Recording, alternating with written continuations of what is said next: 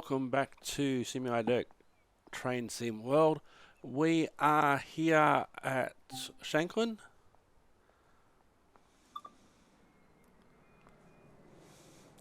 And this train is about to depart without us.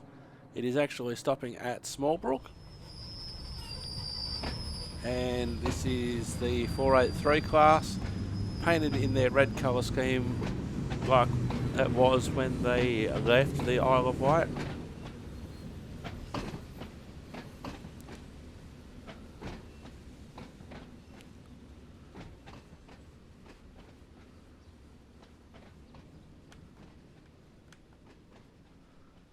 And so there the train goes. So let's have a look around the station. This is prior to the upgrade. Now in the last bit of recording that I did that I ended up scrapping, the camera is one of the collectibles that takes a photo of the scene. Probably would have been better if the train had been there, but oh well. So this is the original platform as we'll go for a walk around.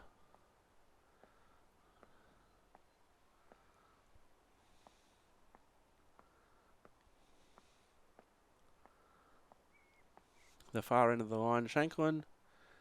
Now it's showing, interestingly, the next train is 12:28 because the other one just left, the one that we should have been on, and then the next one is at 12:47, so it's a half-hour service. Now the interesting thing about this is that it stops at Smallbrook, which is not something that we had to do previously. Now Smallbrook's only used if the nearby Heritage Railway is operating,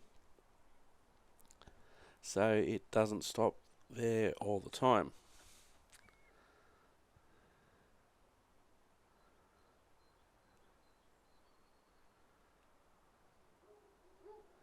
So you can see they're stopping at Smallbrook, and we'll be visiting all of these stations, both as it is in 2022, and also how it was prior to the upgrade of the line that opened towards the end of 2021. So we saw there the class 483 leaving in the red colour scheme. That is one of the liveries that you can download and install.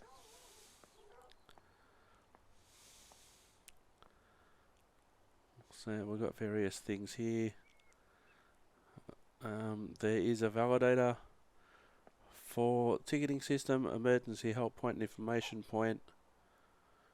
There's another emergency phone which I presume is more for the train crew rather than passengers. Now on the other side, we'll have a closer look on the other side in a minute, but there is another platform which I believe would have been in service before. I learned that the electrification opened in 1967. So you can see the emergency runoff area and then the buffer stop. I know on my system in Australia, for instance, if they needed an emergency runoff area, the buffer stop would be first, then the emergency runoff area.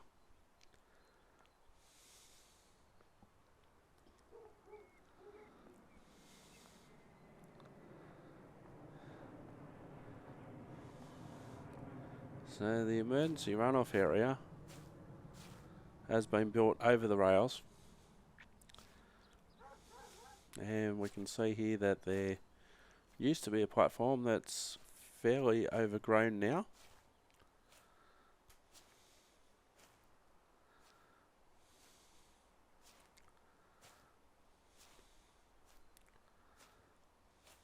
Now one thing that will constantly illustrate between the differences between the two stations, this is before the upgrade.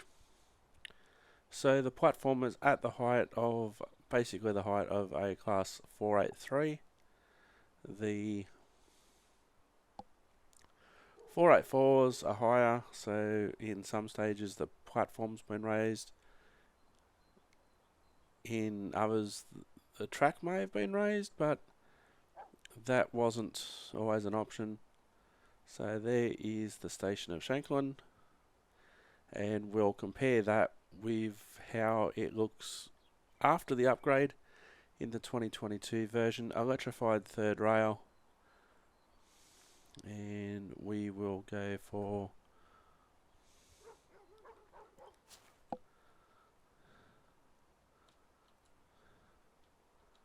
now. I was hoping for different cameras, but that doesn't seem to be the case. So this is Shanklin.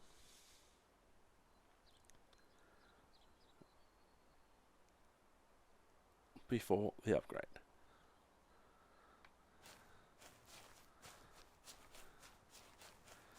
This is Shanklin.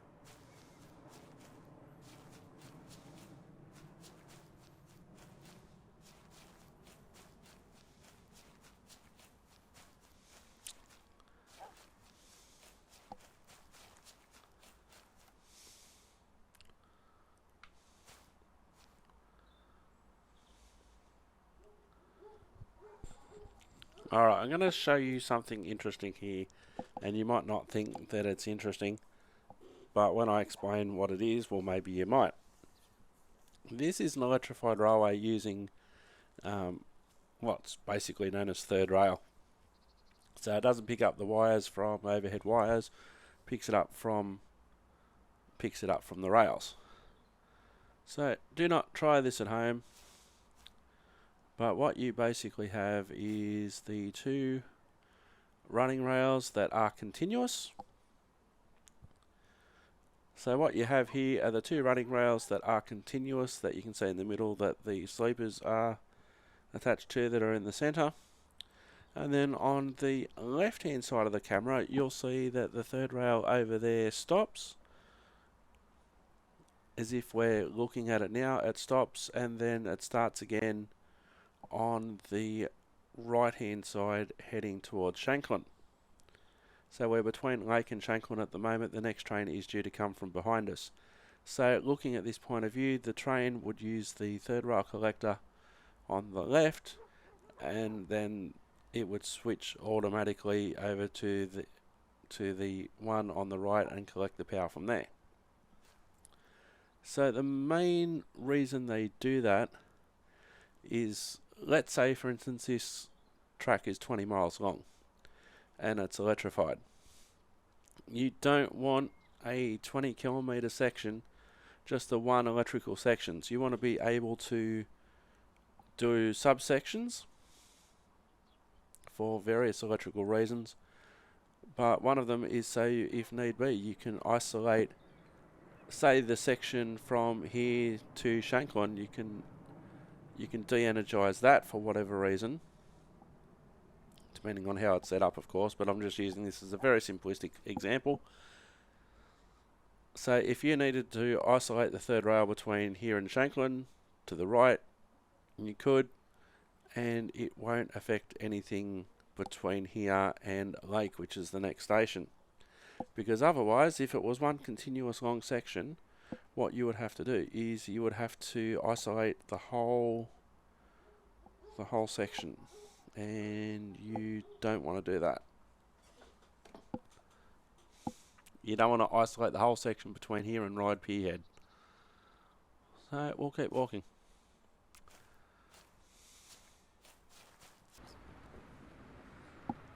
So here we are at Shanklin. This is the 484 era, or the after upgrade era. Now you'll be able to see that a lot of the platform looks exactly the same at this level compared to how we saw it previously.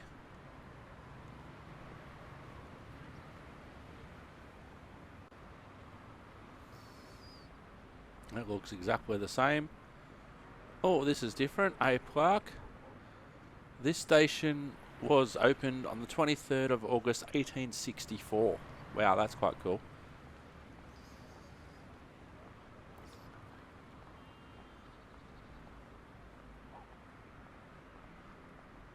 So one thing that I noticed, we have a train at 12:15. And it's interesting that it is more like the concourse style rather than the platform style that we saw on the previous version. Again, I don't know if it's like this in real life because I've never been there. But 12:15, we must be on that train, because we found out that at the moment there's only a train every hour. So there's a ticket validator. We can't really go out there much. We'll go to the end of the platform.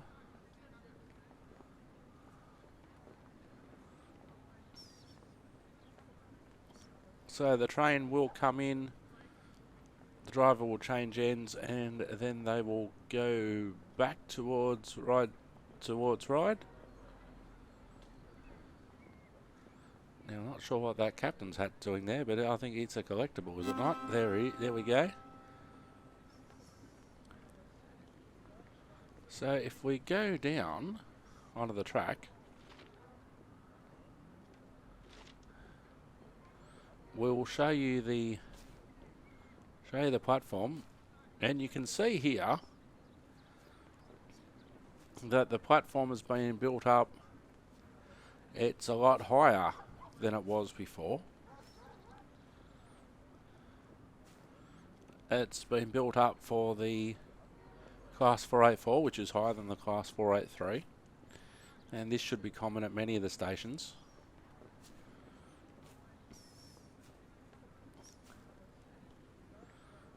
So the platform that was here on the opposite side is still here.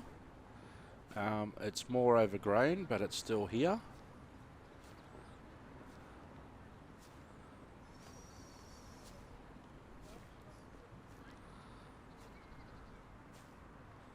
So it's still here.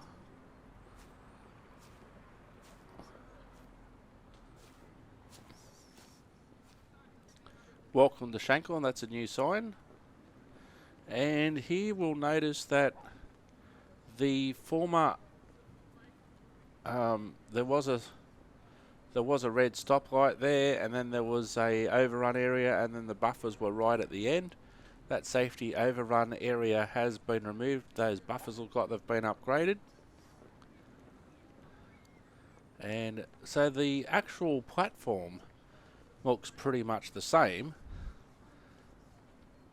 However, they have built up the platform to provide level access for the Class 484.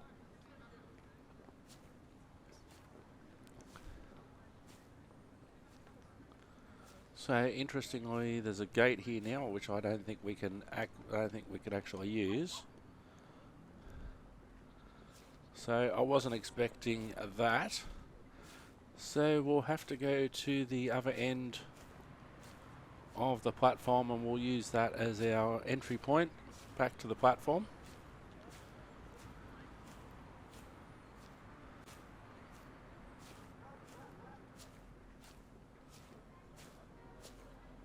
So we'll see if we can actually jump. No, we can't. I thought we might have been able to lift ourselves onto the platform, but we can't do that. So in a lot of areas, the track was done up in real life and improved to improve the ride quality.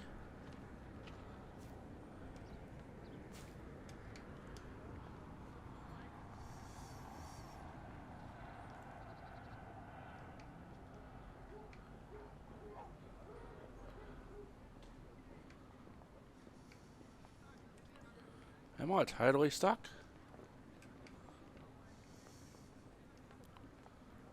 No, we'll just go around.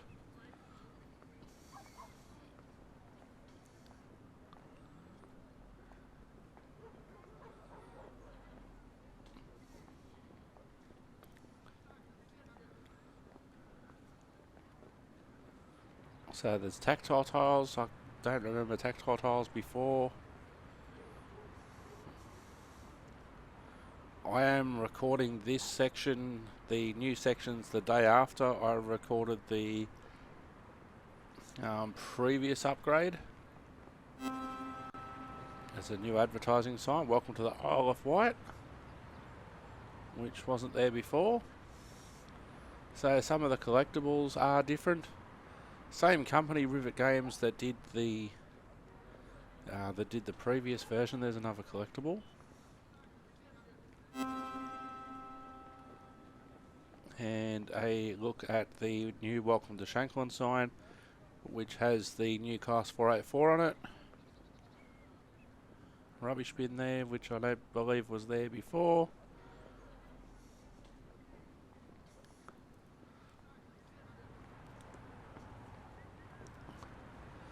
What this is also, this version has also seemingly had the advantage of the rush hour. So there's more people being added.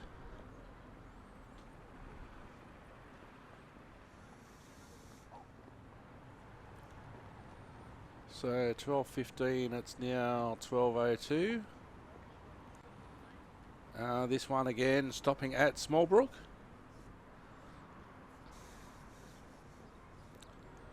But I definitely do intend on checking out all these stations.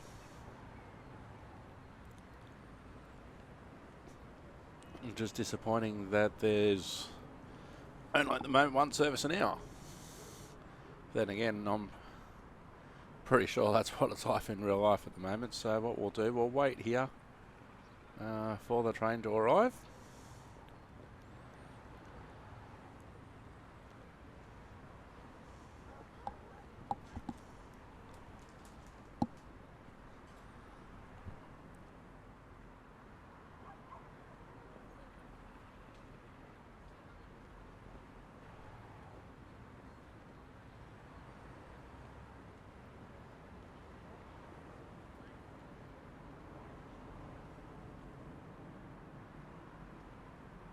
Well, here comes the train.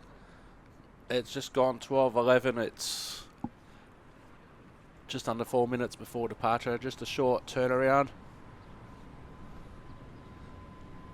And in comes the Class 484.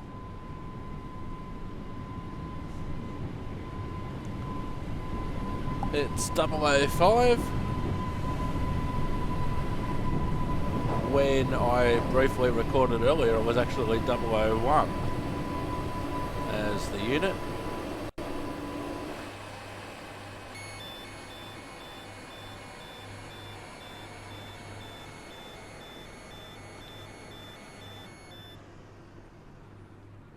So the doors seem to take an eternity to open, but having said that, I did see a video in real life and it was pretty much the same. There's quite a few people getting off the train, that's for sure.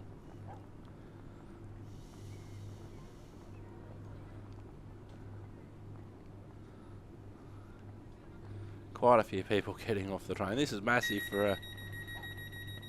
Oh, now hopefully this is just the driver changing ends.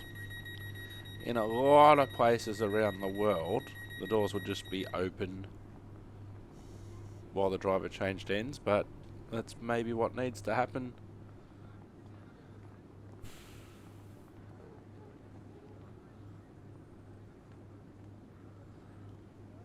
So the unit's seemingly been shut down now. The rear marker lights, the red ones, are now off. We'll watch intently. That's 12:12, almost 12:13.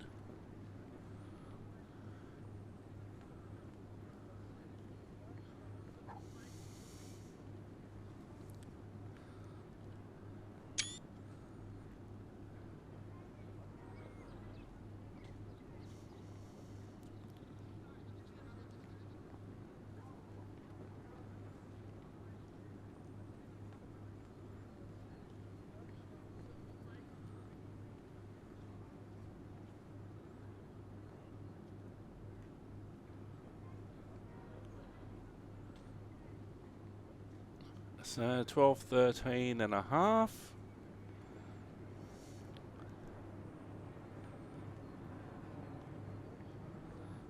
So we'll see what happens. We'll make sure that the white marker lights are on the front. The doors should reopen. It's one thing that if you're not familiar, you know, if you're not familiar with the way things are running, you might think, oh well, as soon as the driver gets to the other end, they'll take off. So under a minute to go now before departure. Still waiting for the doors to reopen. Now, unfortunately, it seems like you can't see the AI driver driving or walking from one end to the other.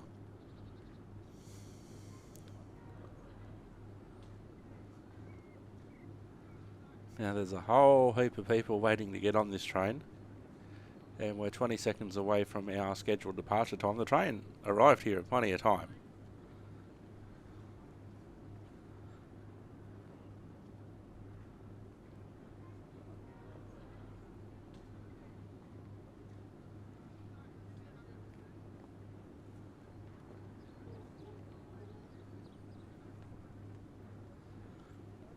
Now, when you see one train and then you see the other one, okay, lights are on now. Destination indicator has been changed. It's now 12:15. Changing the marker lights to light. There we go. Should be opening the doors. Okay, doors opening. We don't want to miss this.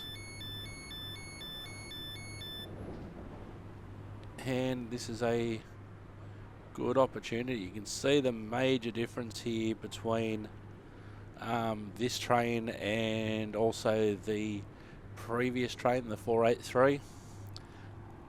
These trains were on the district line where the loading gauge is bigger, so you can see already that there's a massive difference in the size. We'll just watch this door close.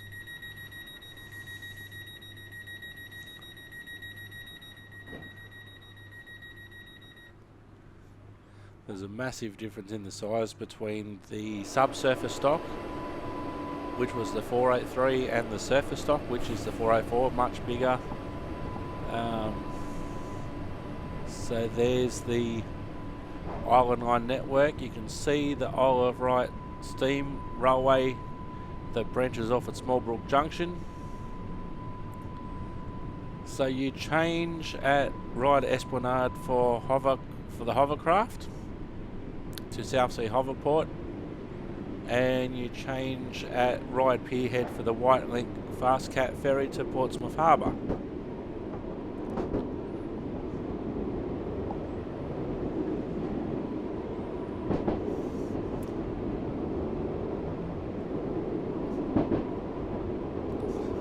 So they've got a list of the things that are available at each station, which is cool.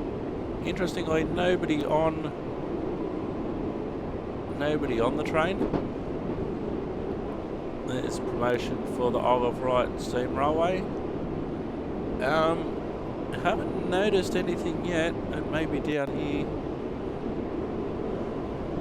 for Rivet Games and the passenger information system showing the destination of the train, Ryde Pierhead.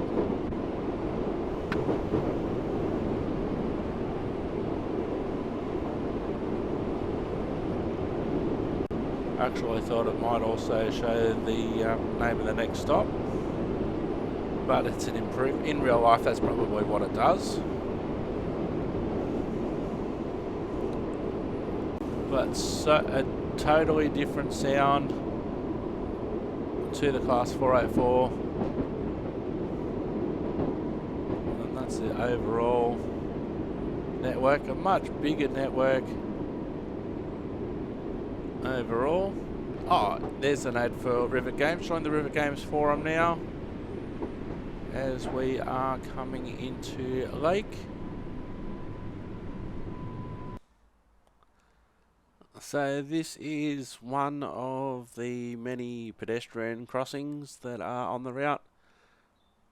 Unfortunately, on Train Sim World 2 you can't seemingly open those, but that is one example of the many pedestrian level crossings that are on this line. And there's a bit of water behind, so we'll keep moving.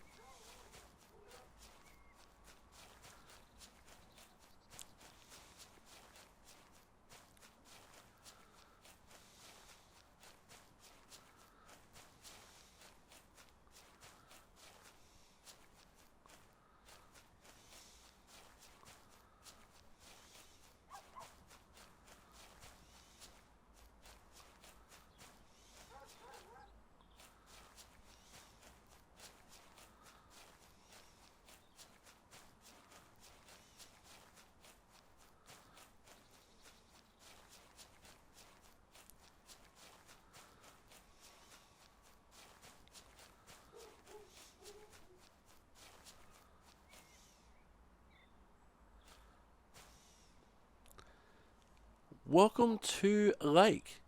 This is Lake Station. We'll have a look from this side first of all. This is the pre-closed down lake, and we will compare it to the other one shortly. So let's go for a walk along the platform.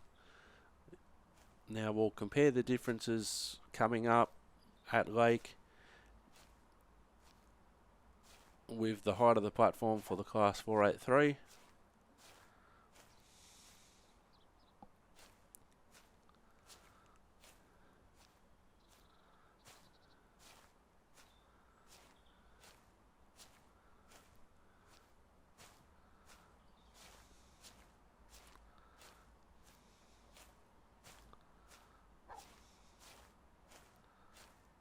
So there's fence over there, so we won't go that way onto Lake platform, but we will use the ramp at the other end. So very basic platform. There's car markers for 4 and 2 car trains that we'll have a look at when we get onto the platform. Here's another look at the sectioning for the electric third rail.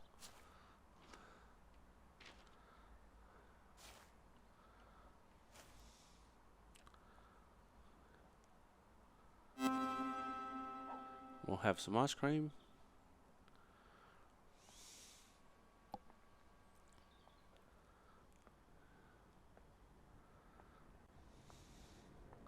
Now with some systems, the car marker is just go to the fence or to the end of the platform.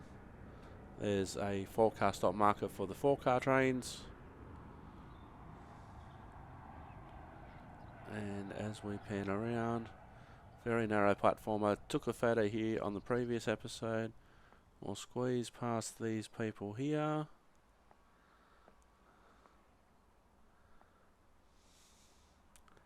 Now the platform number there is a little bit similar to the 2-car marker, but that's a clear blue. So that's where the 2-car train should pull up. I think I found the 4-car mark with the 2-car train last time. So it'll be interesting to have a look at some of these finer details when we have a look at the new version of Lake.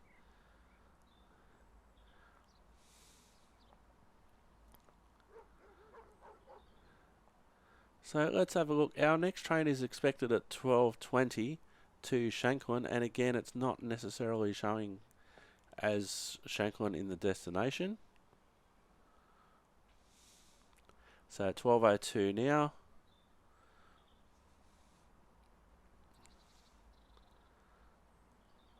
Calling at Shanklin. And then the next one after that will be the return of that service from Shanklin, the 12:31 to Ryde Pierhead. And then that'll be followed by the 12:42 Shanklin. So that is basically, we'll see how far we can actually go down here.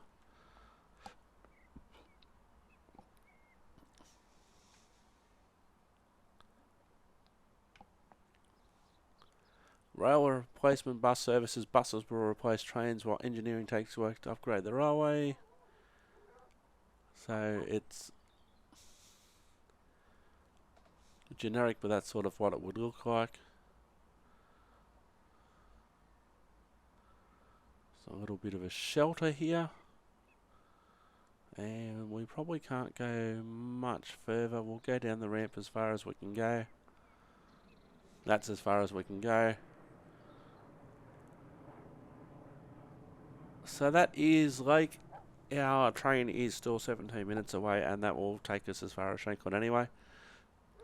It is a disadvantage when you're trying to do a video like this and the trains only run every half an hour in each direction.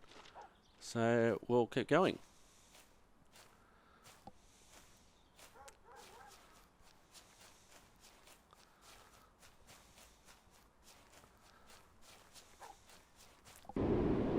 Overall, there's an ad for River Games. Join the River Games forum now as we are coming into Lake.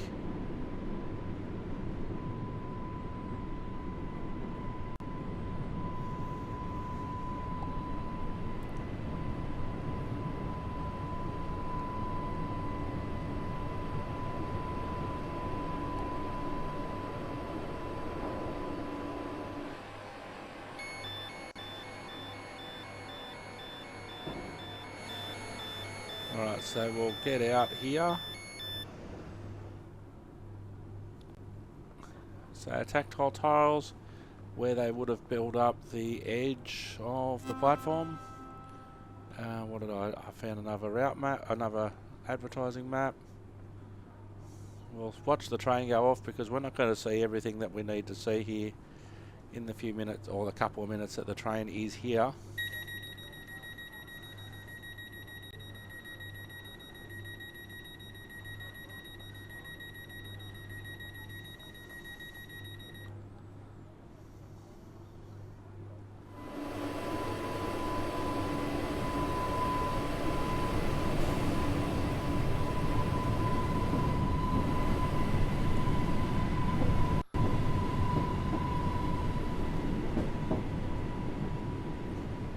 So there goes 005,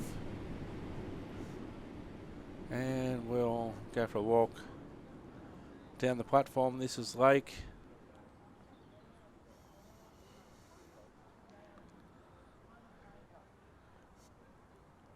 So they're showing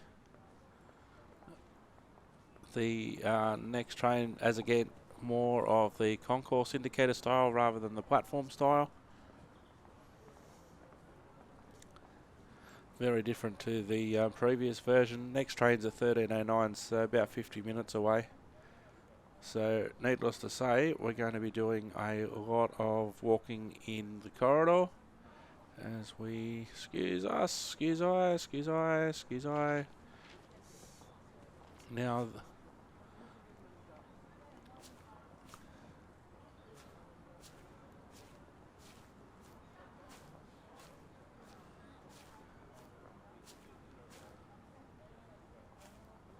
Now, we've got a couple of collectibles here, so I'll collect them now.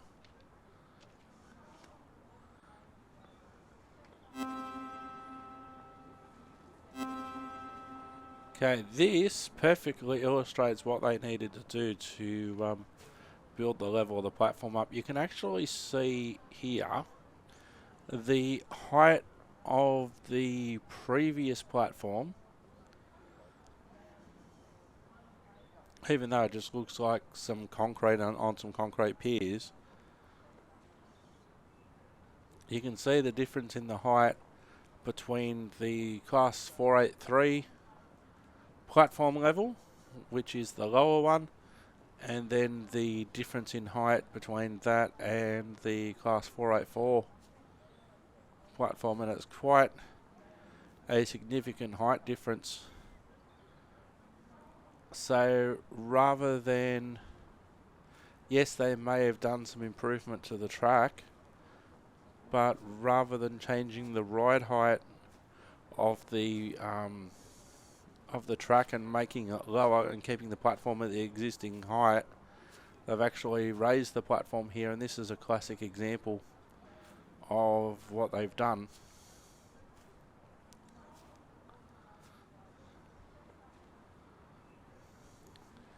So you can see there's a big difference between the lower level and the higher level.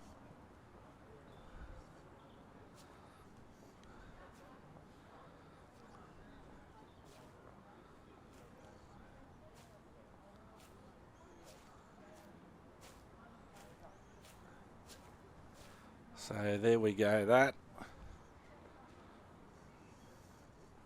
That is how Lake looks in the post-upgrade era.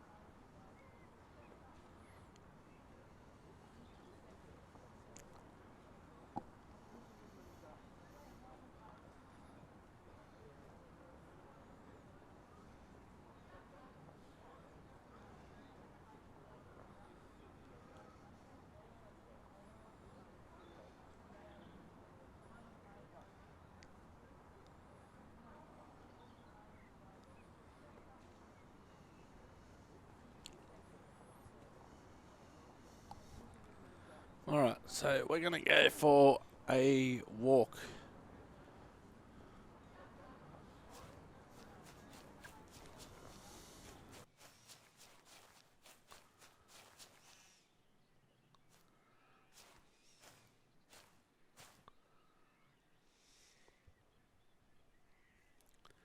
So here we are, we've just left Lake, and we have a signal here which is showing a yellow. Now that may be for the crossing loop, I'm not sure, but it's only a single track, so I'm presuming that this is a distance signal, and that's the best that that's the most restrictive that you'll see on it. So let's continue walking. Distance signals can't show stop, and really at the moment the way that the train's running, the next train's coming towards us,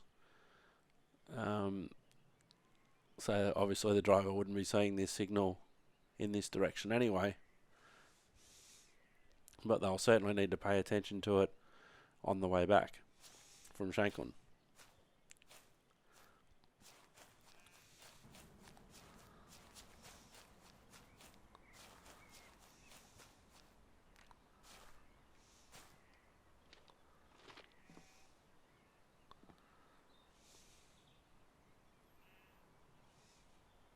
So this is another example of a level crossing. Oh, we can actually go down to the gate, but we can't go any further than the gate. So if we have a look up the stairs, we can go up the stairs and we can cross the track, but we won't be able to open that gate. So it looks to lead into parkland. But yeah, just another example of one of the many pedestrian crossings. But that one was a different example. That one was a different example because he actually had to go down a set of stairs to get to the exit gate. Now we have another signal coming up here, which is obviously applicable if the train was heading in the same direction that I am at the moment towards Ryde.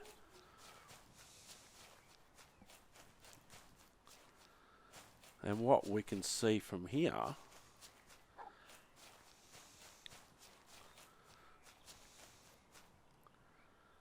okay, that's interesting. This is a SPAD indicator, signal passed at danger.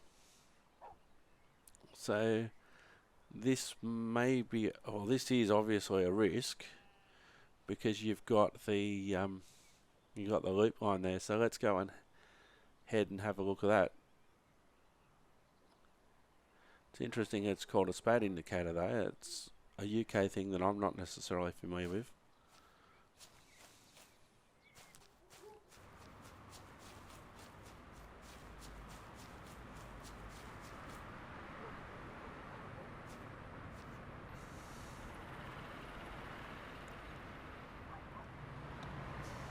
Okay, so we're here between Lake and Sandown, and we can see a new signal has been placed here.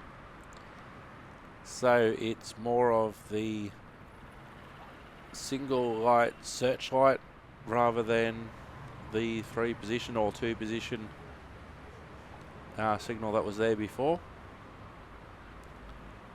So one advantage of the route being done by Rivet in the first place is when they decided that they were going to feature the Class 484, they were able to use the foundation of what was already there, the work that they'd done before, so they didn't have to start the Class 484 route from absolute scratch. The infrastructure was already there, the basic infrastructure was already there. And a lot of this probably just looks the same as it did in the previous one. Now I'm not going to be recording for the final edit all of this track walk between one end of the line to the other. Just I will be showing you some things that I spot in between. But they already had a good starting point. They already had a good starting point previously with the original line. Yes, they've had to update some things, and we'll see more of these updated things as we go along. But I can see a red signal in the distance.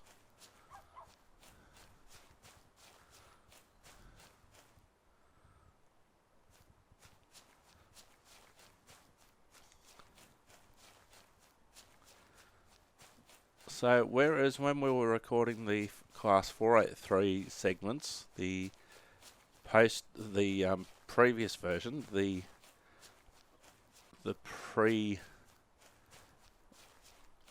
pre-upgrade for the Class 483, as we see another new signal here.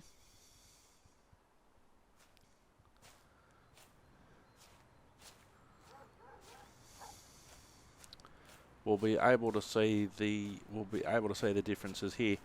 But with the Class 483 timetable, there were 2 trains an hour, but at the moment here there's only 1 train an hour, and that could often reflect what is actually going on in real life. This isn't a train service where there's a train every couple of minutes.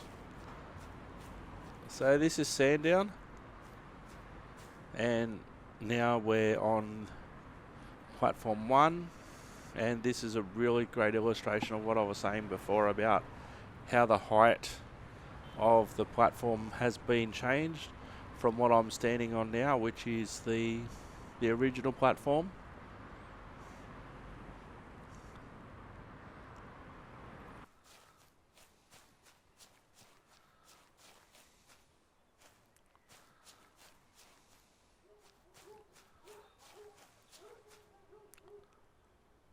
So coming from Shanklin, this is the first crossing loop, first bit of double track that we come across. So let's have a look at this station.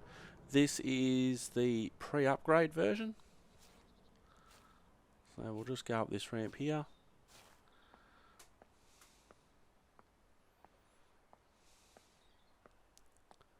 And this is Sandown.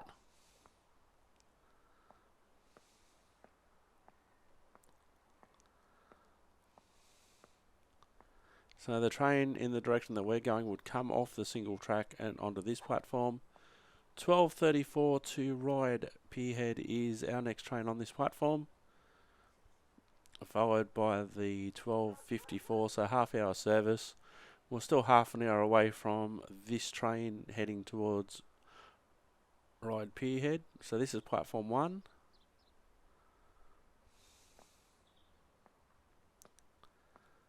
Very basic shelters there. We've got another camera. So it's taken a photo of the main building on platform 2. And again, we'll compare and contrast this when we have a look at the upgraded version of Sandown.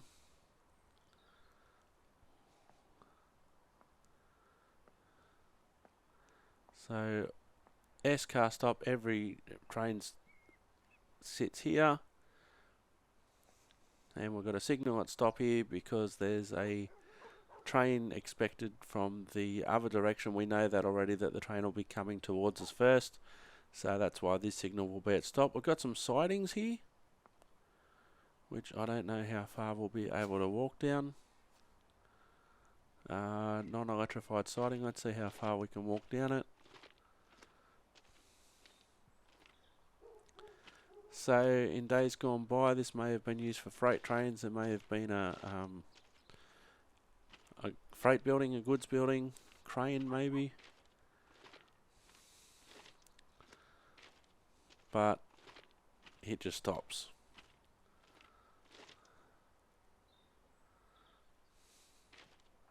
So we'll also go for a walk in the other direction.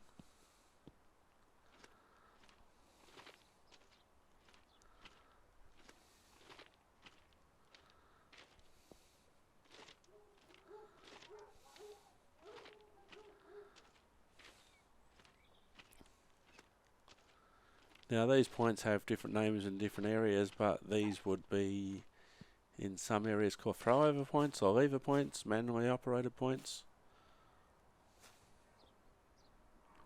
So I'll just turn on the HUD and we'll see if we can actually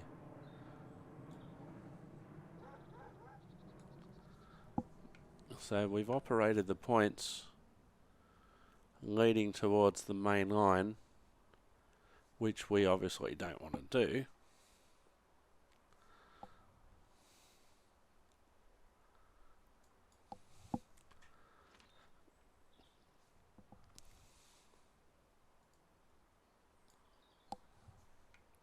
So we've put it back to the normal position. So if I was a train coming from this siding and the points were set for the main line, we'd have to be hand signalled over these points and told to go to this signal here, which will let us out of the yard and onto the main line. And we've got some more sidings over here. So we can operate these points if we want. Have a look and see where they go. They just look like, well, we already know where the one on the left goes, and that's to nowhere, just into some ballast. And this one obviously hasn't been a trainee for many years. Just basically ends here as well. Now what will be interesting to see is if this area is actually removed in the upgrade. And we do also have, so you can come out of that siding and then onto the main line, and then you can go behind the shunting signal and then go through platform 1 and then onto the single section towards Shanklin.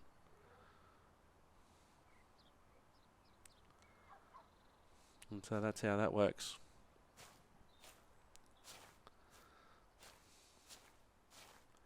So we can tell that the next train is heading towards Shanklin. The signal there at the end of platform 2. And we'll have a look at, we'll go over across the tracks, nothing coming. Here it is. I actually want to be on this train if I can do it.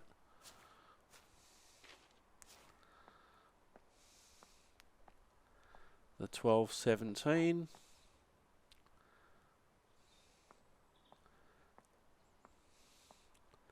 So an important station because it is a crossing loop.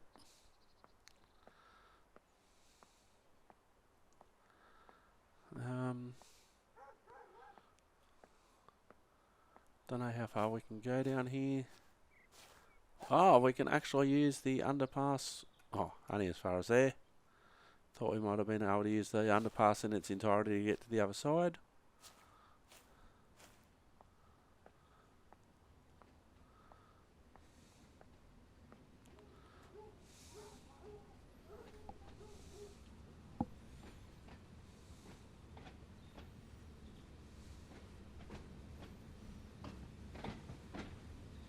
Very slow approach.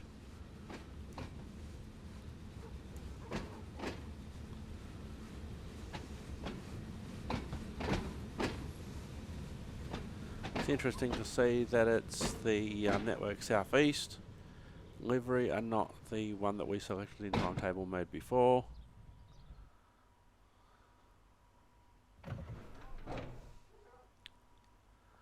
So we'll actually get on the train now.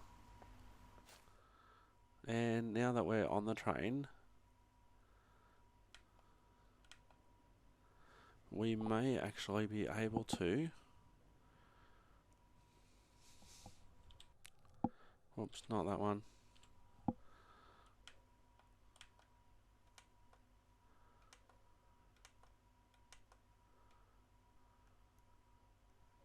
Oh, we managed to turn the lights on remotely.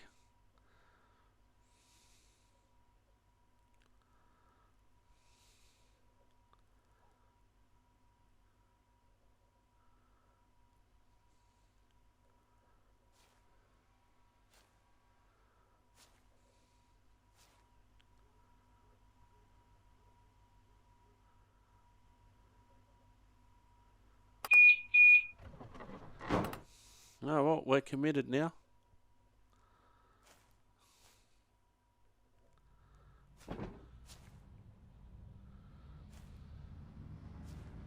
We're trying to cruise so we can go in here.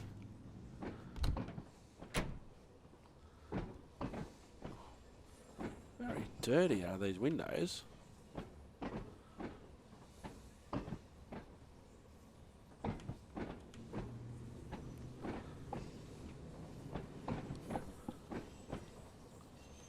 Maybe because we're not driving, I don't know.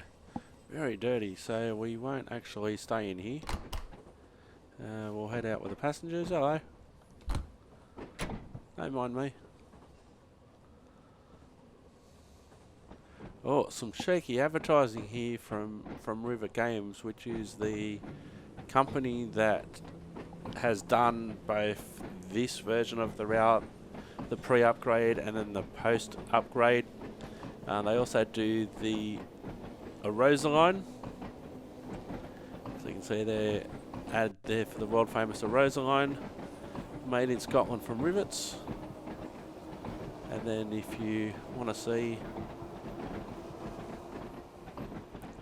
Rivet on social media, there you go.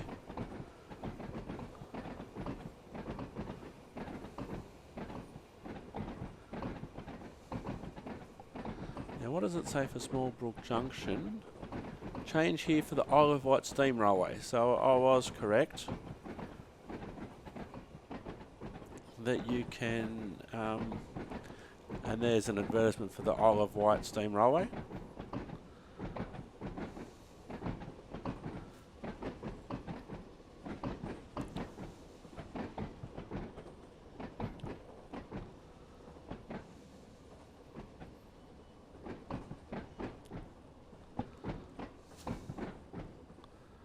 Now, I'll turn the HUD on for a sec because I think I want to sit down. Alright, let's. So we've arrived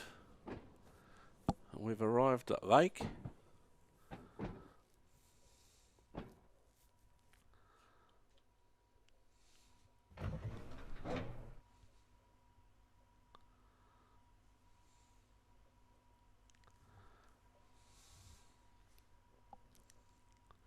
So we're on the class 483, which is the pre-upgrade stock.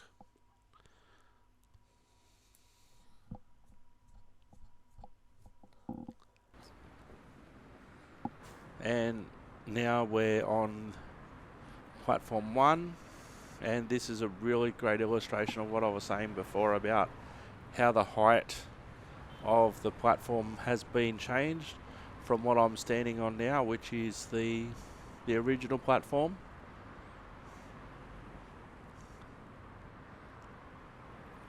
And compare that to the height of the upgraded platform.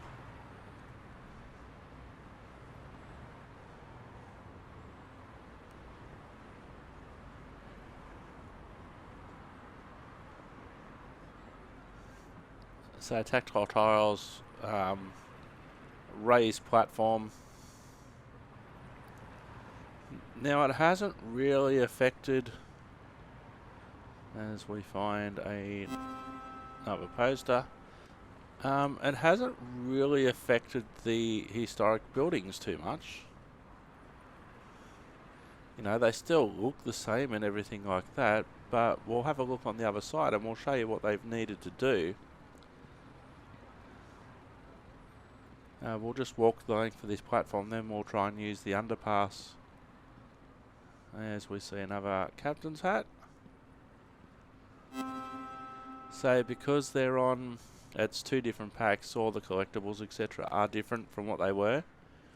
So let's have a look here. So we've got just under an hour before our next train to ride Pierhead. At 13:21, it's 12:29 now.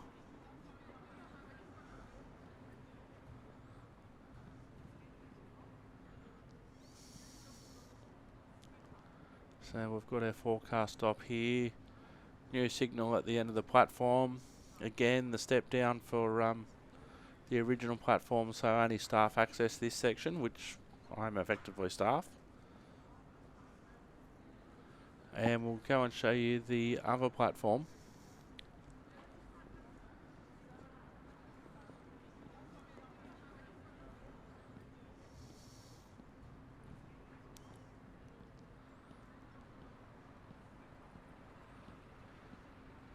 So there's a bit of a ramp now that takes you down to the original underpass. So there isn't step-free access everywhere, as we can see.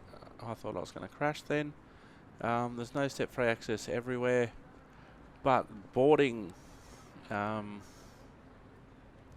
So boarding is certainly a lot easier, but I've still got no idea if you were in a wheelchair or whatever, how, for instance, you would be able to leave the train on platform 1 coming from Shanklin and then leave the station to go to wherever, because all the facilities and that are over here. So I'm not sure how they would do that. So there is a ramp down to, and this is very interesting as well, there's our next train to Shanklin, which is still in over half an hour. So here there's two distinct levels. There's the new platform level, which is on the left, and then there's the old platform level. So they haven't had to do anything with the historic buildings or anything like that. They can leave them as they are.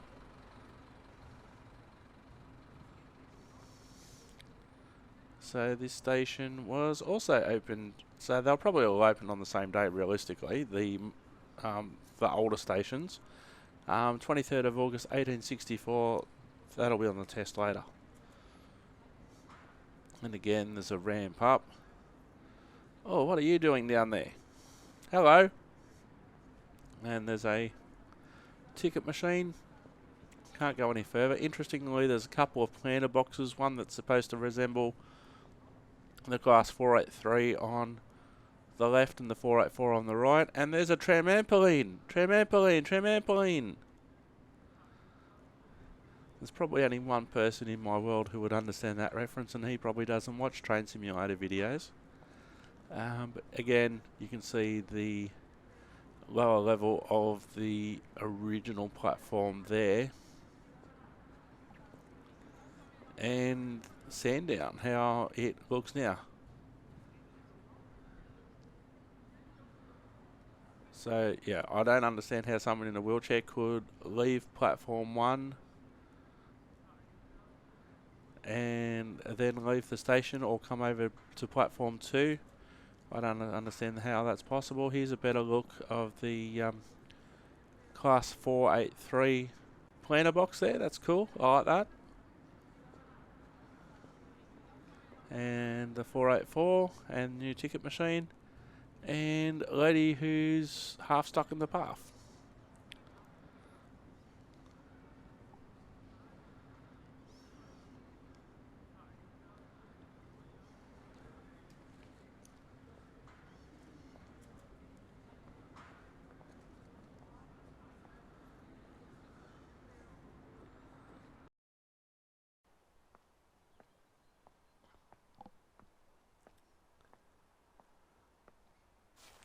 Now, in case you're wondering how I'm recording this in one single long record for the pre-upgrade and another one for the post-upgrade, which at this time I'll have it actually recorded. And then I'm just doing editing.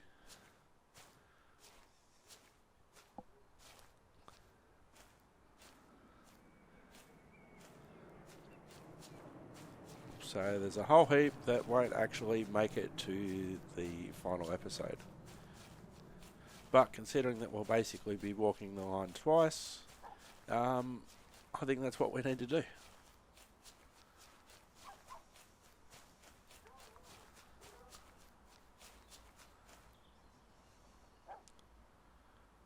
Okay, so we've got another spat indicator here.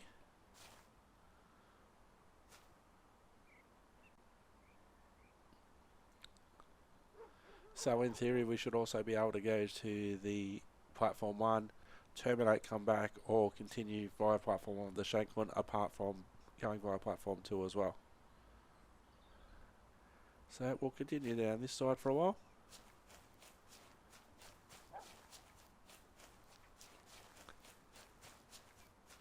Now, of course, you should never be running in the rail corridor, but I'm just doing this because a lot of this actually won't be featured in the episode. But this just seems to be the quickest way to go in between stations when you've got a half-hourly train service. But you also want to have a look at the some things in the section.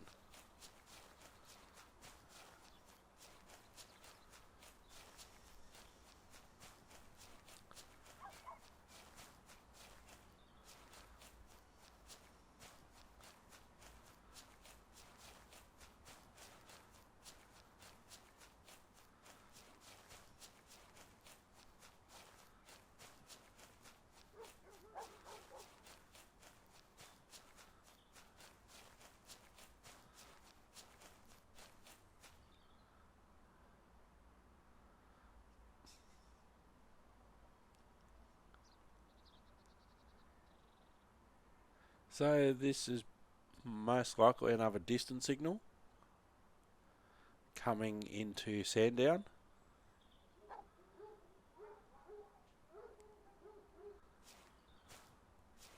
Can we actually go on the road because there's no fence? No, there's just an imaginary wall.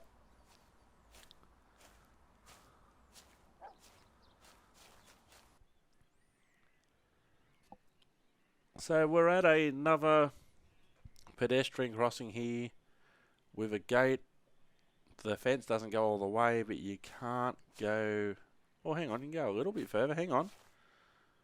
Wow, I didn't think we'd be able to get this far, but we've hit our imaginary wall. And then on the other side, there's no gate at all. It's just a pathway. And that's as far as you go before you hit the imaginary wall.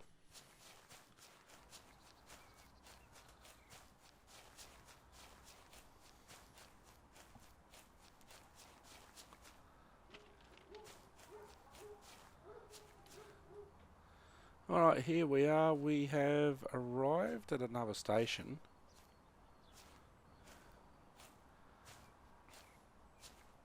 And this is going to be a very important station in the comparison. Because we're coming up to what is clearly a platform, but there's no track alongside it. So at one stage this was actually a passing loop, or a crossing station, call it what you will. But there's only the one track and the one platform in use. So we'll go across and we'll have a look in a moment.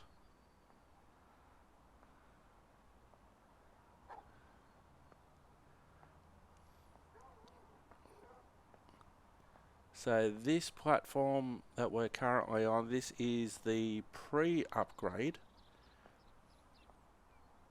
And this platform has actually been reinstated for the next version, for the upgraded version. Let's see if we can go into the signal box.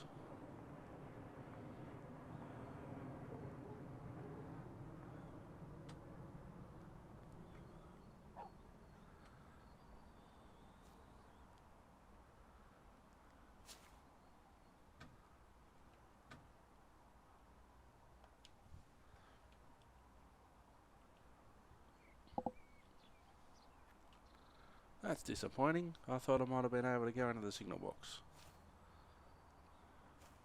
We can't even climb the stairs.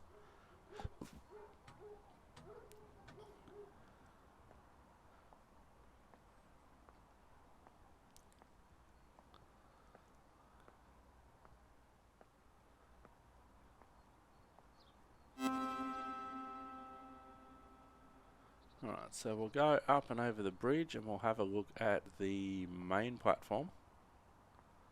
There's another camera.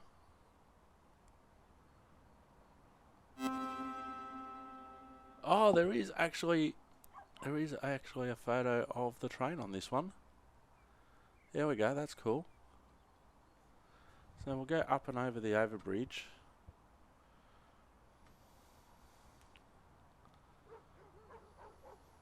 So you can see that there's plenty of room for the track to be reinstated, and in the upgraded version that's exactly what happens, but we'll show that to you soon.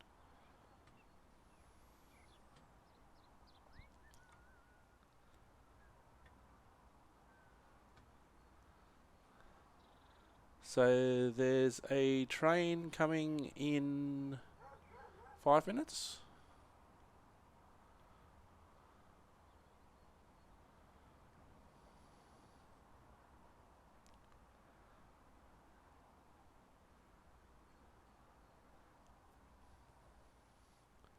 Oh, that's actually going to go to Smallbrook.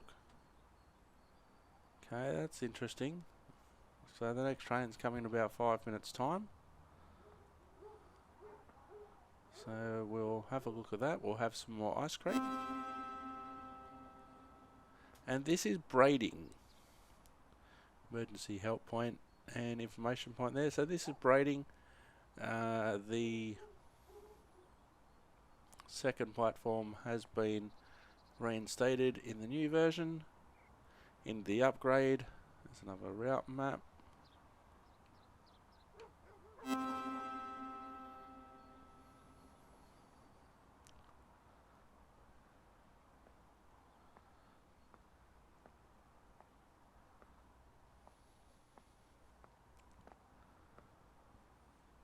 Now this level crossing was actually being reactivated as a part of the upgrade works, and you can see exactly how low the platform is there for the class 483, and you'll see soon about how they've upgraded that platform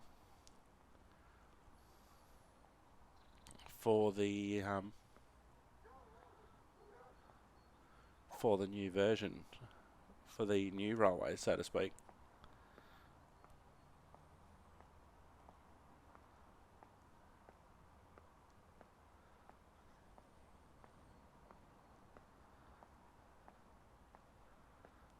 So the train's only about 4 minutes away. So what we should be able to do, if we go up here, we'll be able to see it coming.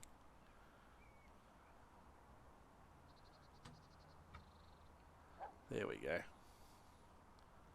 So that gives you a really good look at the current platform at Brading, Platform 1, and what will become again Platform 2. So trains will be able to cross over here. Instead of this being in the middle of a big single line section, they've actually broken it up.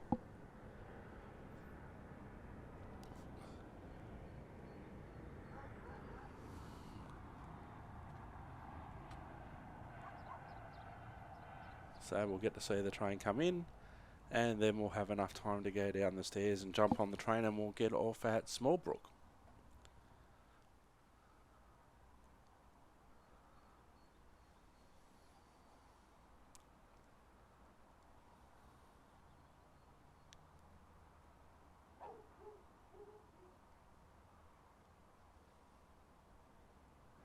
Now I don't know if it's some sort of bug, but at all the stations we've been at, it's not actually showing the destination for the first train, but it is for the second and the third train.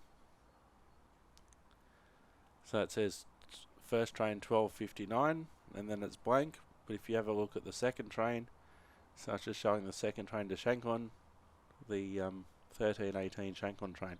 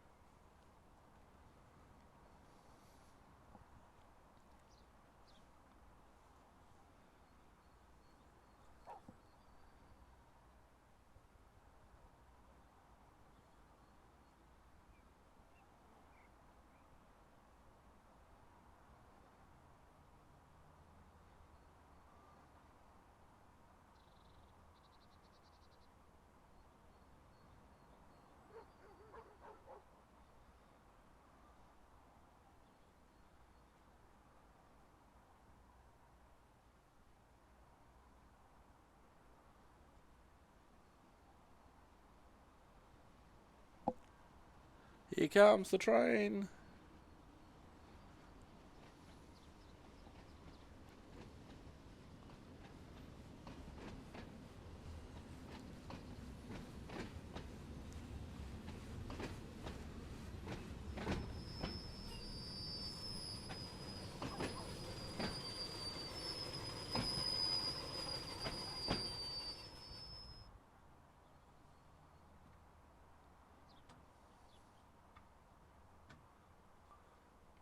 Oops, don't want to miss the train, especially considering it's going to Smallbrook.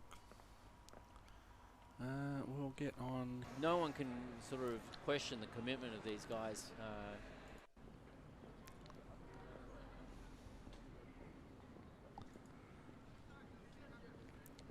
Alrighty.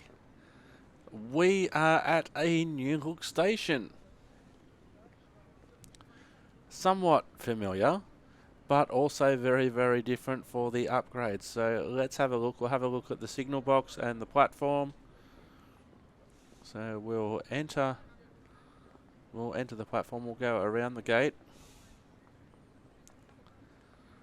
Now, interestingly, we have the signal on the platform there,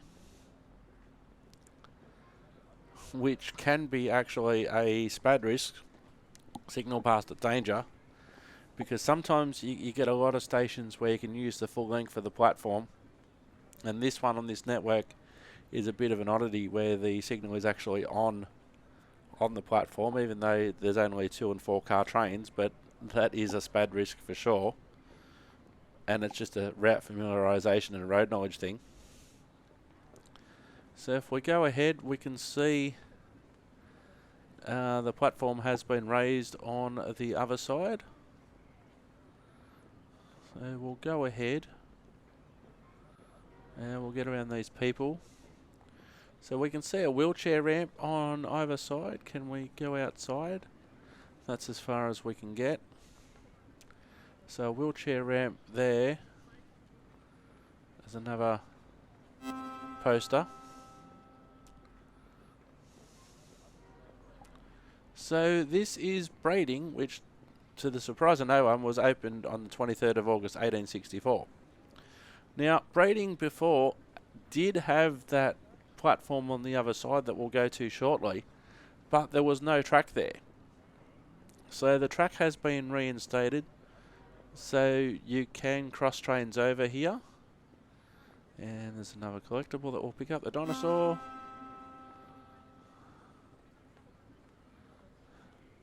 So our next train is due at 13:26. It's now 12:55. Another wheelchair ramp here. Now I'm not sure what the 5W means, especially considering that the car marker is actually past that sign. There's one here as well. Now there is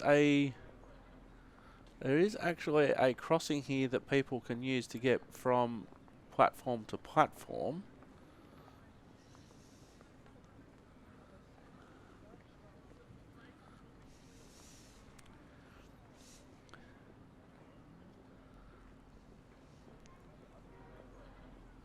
Stop, beware of trains, look both ways along each line, listen for trains and their whistles, no headphones. One train can hide another. Check carefully, do not cross if a train is coming or standing at the station. Danger, if you need extra time to cross, push chairs, wheelchairs, mobility scooters, animals, heavy luggage. You must telephone for permission, use phone inside gate.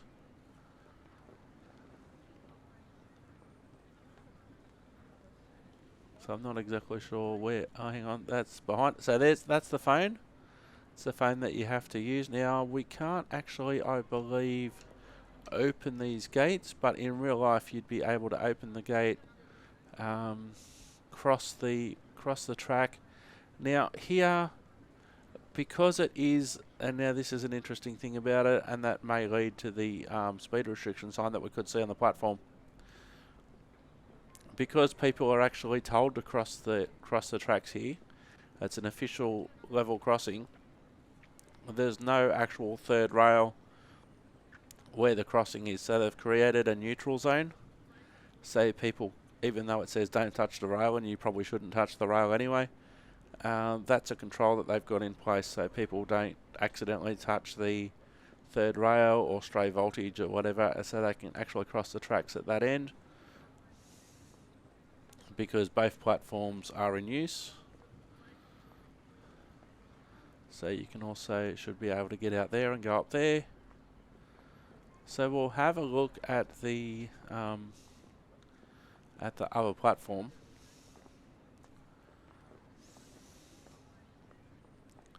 In the previous version, there was no platform on the other side. We'll go over there in a moment.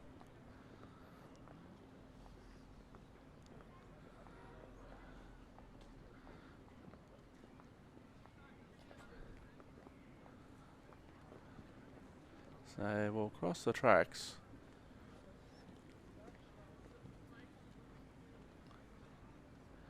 Now the levels of the platform don't seem as extreme here, so maybe they lowered the track. So if we have a look, it's not necessarily obvious. Can we go to the signal box?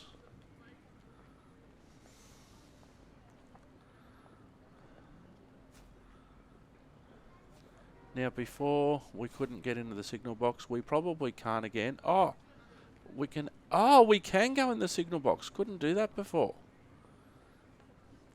So this is the braiding signal box, and there's a collectible. Can I get around to it? There's a hat. Old station master's hat, maybe. Couldn't do this in the previous version. This is cool. So I don't think this would be operational, but you can see there's the track diagram, the instruments that they would have used in the old days.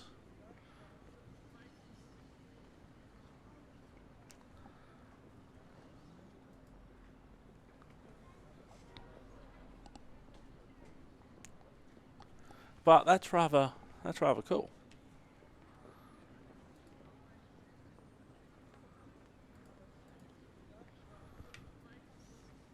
Whoops, we froze. Hang on. So we can see now the different levers.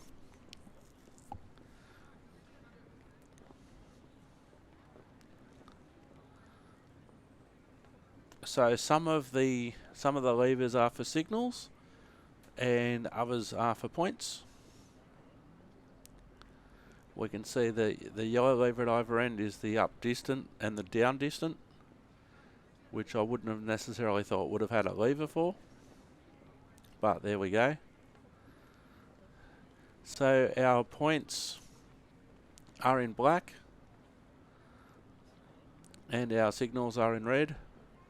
And facing lock points, some points need facing lock points, they're the blue ones. And the white one looks like it's a spare lever now. So that's an interesting look, one that we couldn't do before. So that's cool. I'm glad I went up there.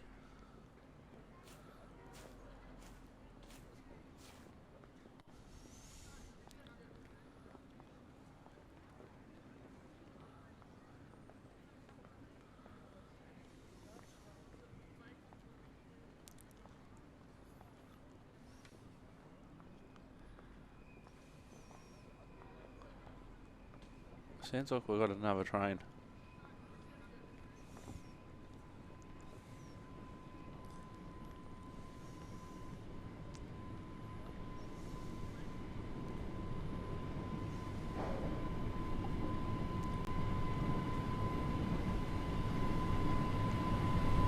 So this is 005 again.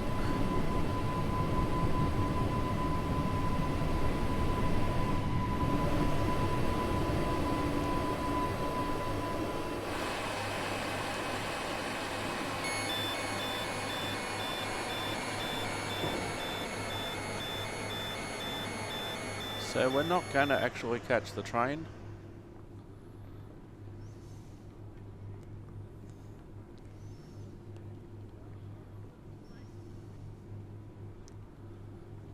But here we are at Braiding. So this train is on the new track that's been reinstalled for the upgrade. So it gives another opportunity to cross trains over than necessarily doing it at Sandown.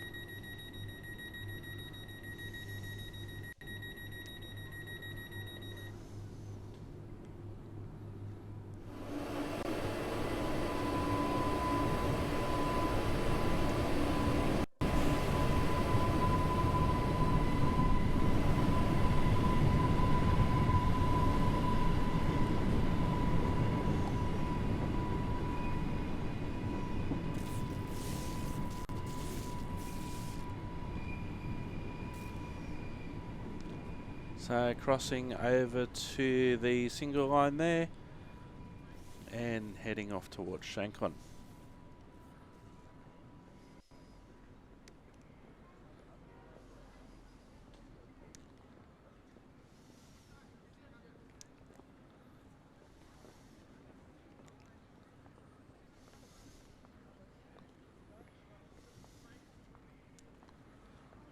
So our next train over here now is just under an hour's time, so we won't be waiting, and we won't be waiting for 005 to come back, so we'll continue our journey.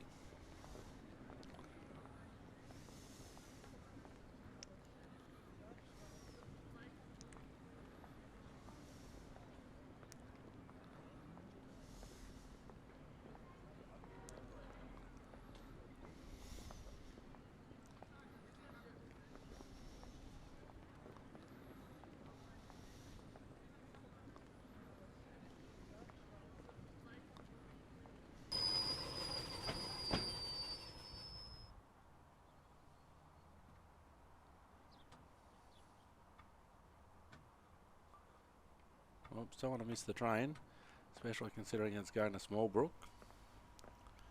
We'll get on here, we'll let the lady go on first, there we go. We're only going the one stop, so we won't worry about sitting down.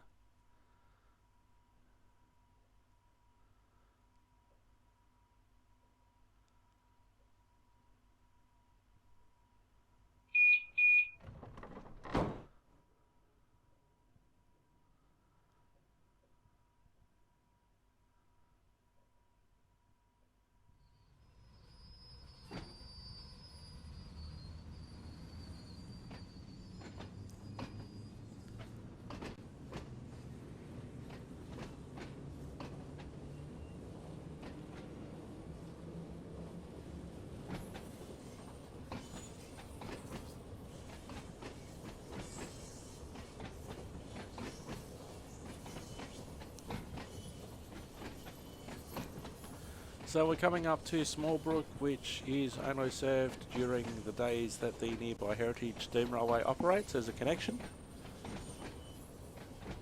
A couple of times that I've driven the line myself, I haven't had to stop here, but it's interesting that the timetable trains do.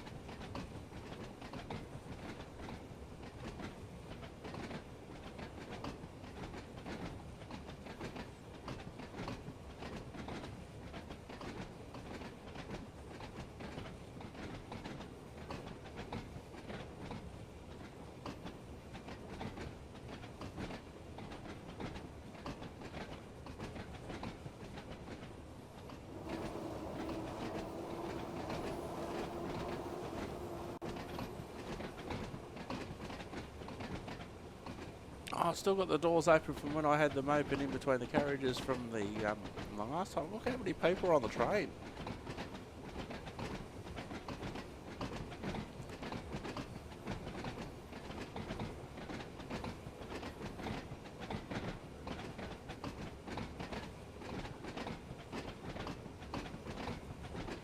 some of the other lines have received the rush over treatment, so there's more passengers added to the train, and I suspect this has been one of them.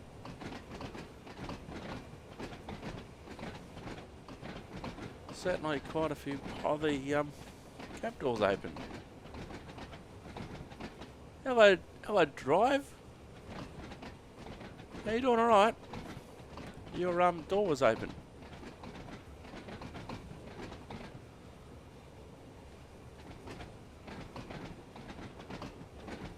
Now, the last time I jumped into a cab with a female driver in the cab, I was in some trouble in Long Island Railroad. Much to go? Yeah, just doing a track inspection and familiarisation, and I just noticed your door was open, so I thought I'd come and say hi, and I'll just going to Smallbrook, and then I'll close the door behind me.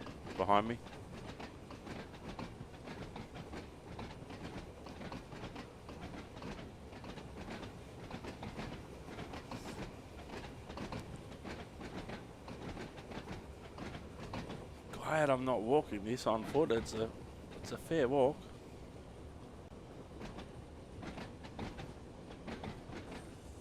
As it's coming into view now.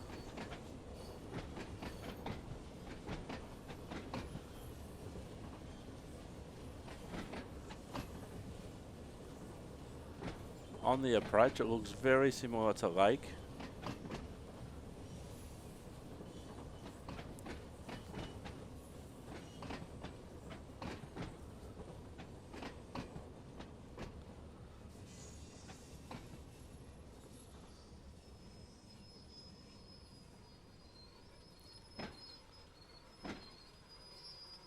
All right, thanks for the ride.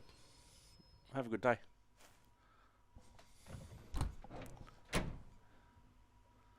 Alright, so we'll get out here. This is Smallbrook. We'll squeeze past these people. Can we go any further? Yes, we can. And we can see up here that the double line section starts. We'll have a look at that in a minute.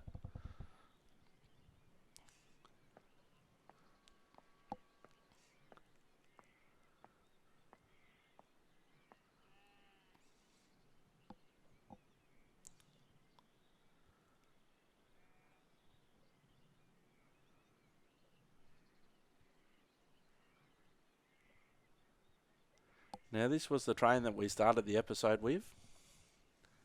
And so I noticed that even though the driver's taken over, they haven't turned on the lights at the front, changed the destination board or anything like that. I feel like I'm a simulated Jeff Marshall in this episode, you know, with the bin bag and the train going past and all the weird and wonderful stuff that I'm looking at. SimulatorJeffMarshall.com. I don't know.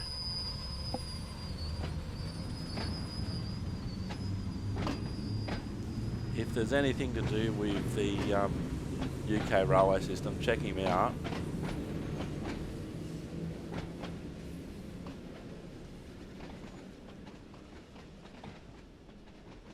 Lots of cool stuff there.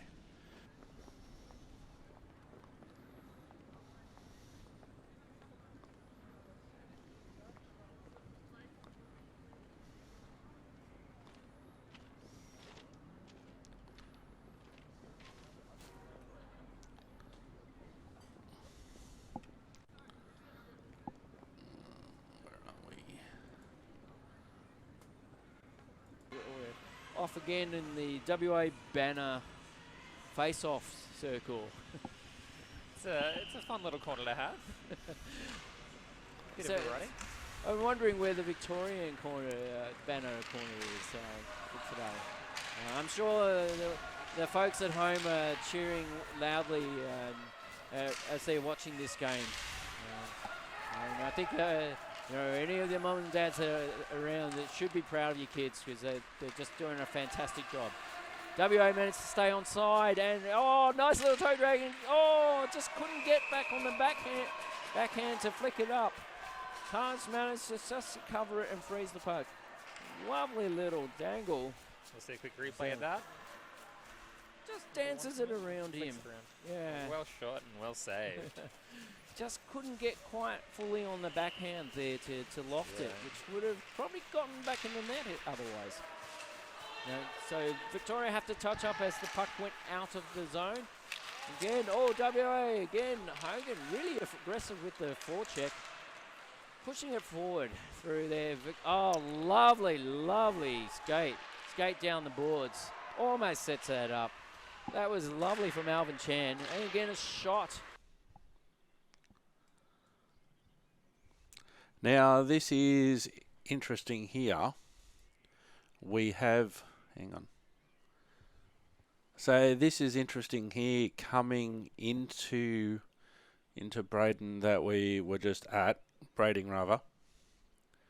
Now we have this signal with a route indicator facing either way. So this signal can show which way the driver is to go through the turnout, either to the left or to the right. Obviously, we're not going to be waiting around to see where that goes, but it does give the driver some sort of indication of where they're going, especially considering that they're coming off a single line onto a loop. Now, sometimes what can happen, you can also have one with just the one route indicator, or no route indicator at all. You might have a supplementary shunting signal underneath. So if you get a green, or if you get a green, that means you'll be going on to the usual platform. In this case, platform 2. But if you're going on to platform 1, you get a small shunting supplementary signal. But in this case, it's clear that it's meant to be to the left or to the right. So on to platform 2 or on to platform 1. So that's an interesting find, and that was something that would have obviously needed to be done, because previously at the station there was only the one platform. So there wouldn't have even really have needed to be a signal there, because there was only the one route. But now that there's two routes that can be used either way, that's why they've done it.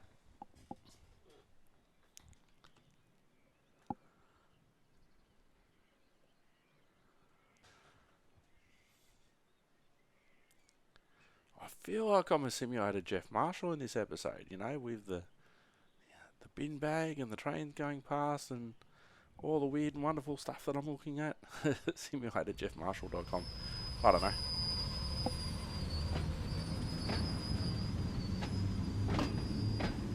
If there's anything to do with the UK railway system, check him out.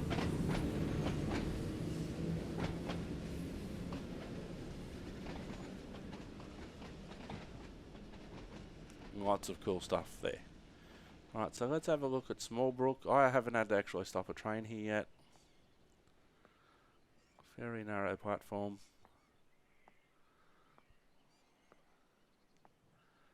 So there's a driver's emergency telephone, a bit of a shelter. So our next train is heading back to Shanklin in about 5 minutes. We won't catch that one.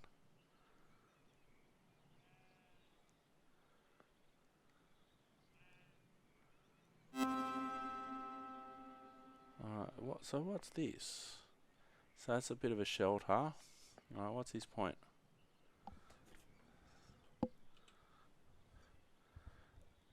The Smallbrook shuttle scenario, and we'll have to do that another time. Oh wowee! This is the Heritage Railway. So this is the connection. Wonder how far we can get.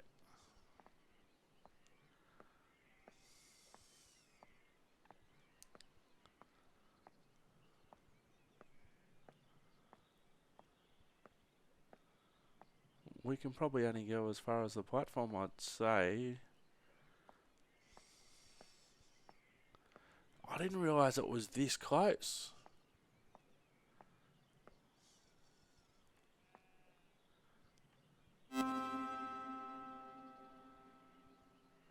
So if we go down and have a look.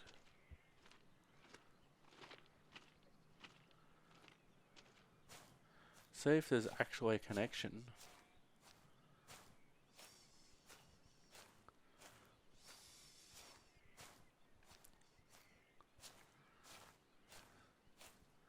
So that doesn't look like there is.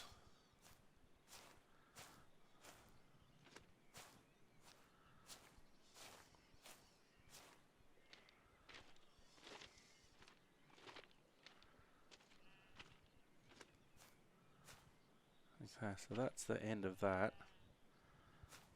Well, we can't go through that gate. And that's fenced. Okay, so we'll go back and we'll explore. I didn't realise it was this close. I know they said there was a connection for the railway, but didn't realise, because you don't really get a chance to see this. If you're just driving your train through at track speed, you don't get a chance to look behind here.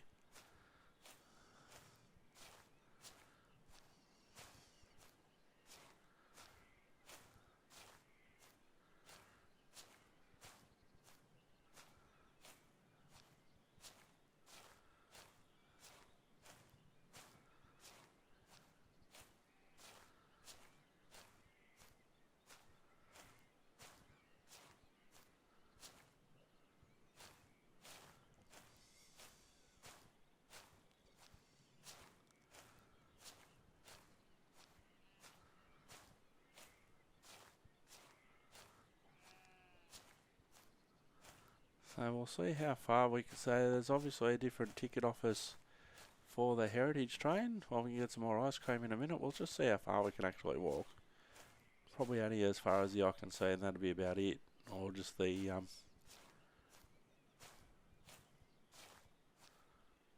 no, there we go. So there's our invisible wall.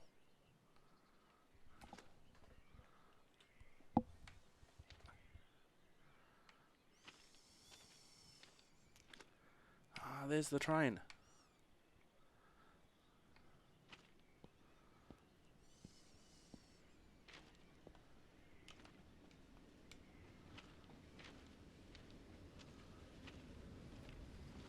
I wanted to actually see the train. I'll just run for the sake of this exercise.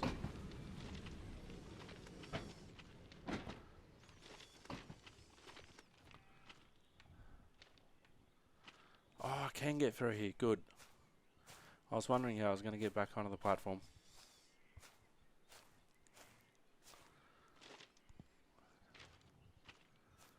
Now, do not try this at home on a real railway.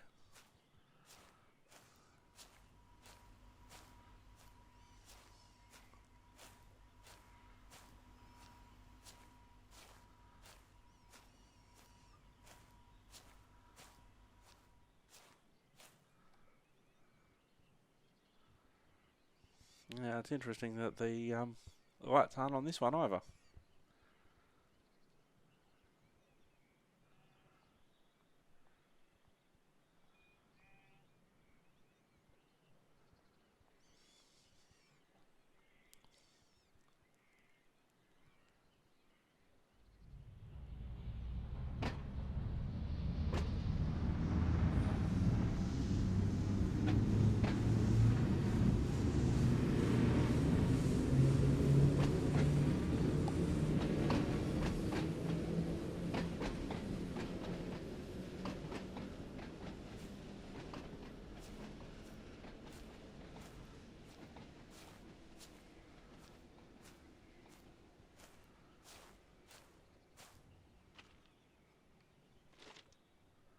Alright, we'll go back up the ramp.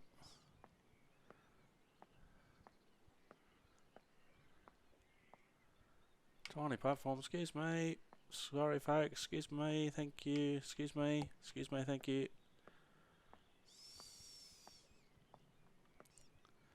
So we've got 10 minutes before the next train. Is it going the way we want to go? No, it's going the way we just came from. So when is the next train? In half an hour? Yeah, well that makes sense, but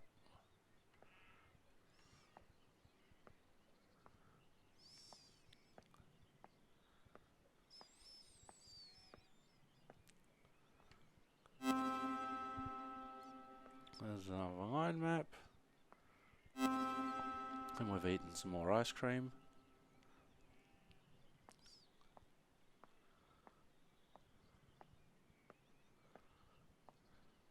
Well, it does make sense half hour before the next one, because we only just got off one a few minutes ago, so...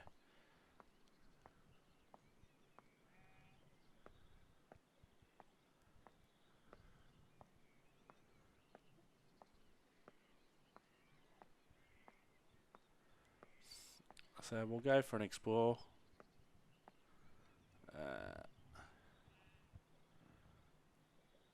Yeah, so basically half hour before the next one, so we should be the next station or two up the road. Excuse me, coming through, thank you. So we come off the single line.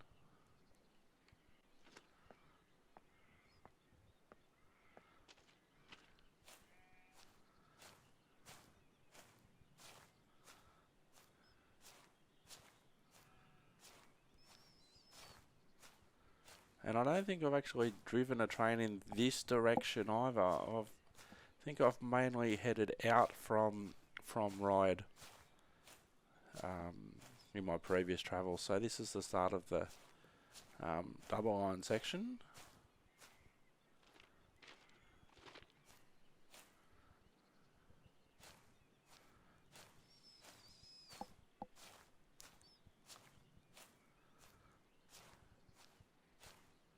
And conversely, coming the other way,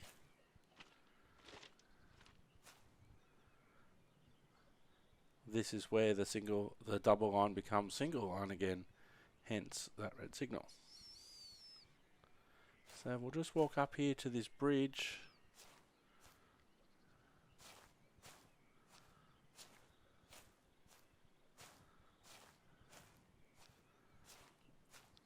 Sometimes they have a single line platform, but they'll have the passing loop or the loop in the main line in the section.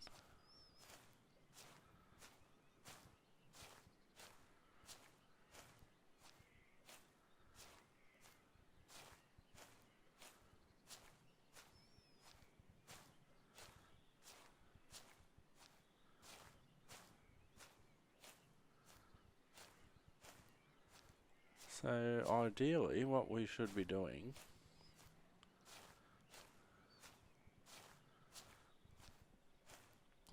we'll cross the tracks here. What I should be doing realistically in a double track situation is be on the other side and to be walking in the direction of oncoming trains like I am now.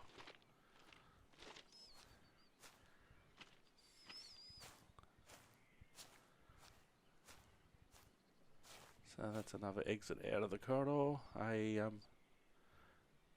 Yeah, that looks more like just an exit out of the corridor.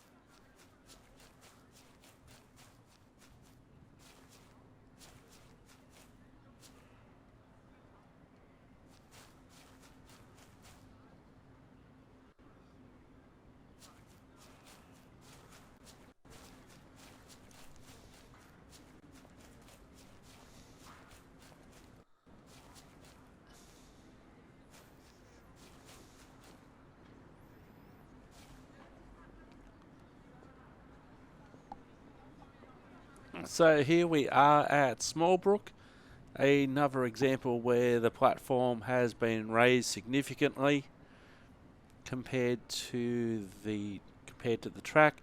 The bottom one again being the height of the 483, and the taller section is the height of the 484. So a really big significant difference there. So we'll go on to the platform.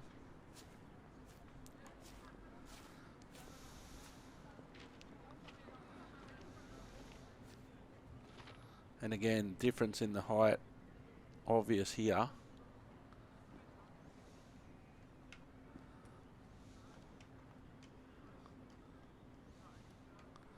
We might have to go in.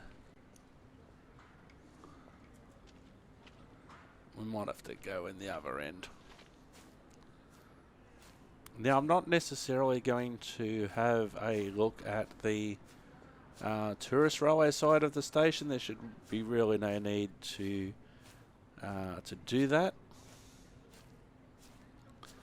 because nothing would have changed on that side. But yeah, a big difference in the height there.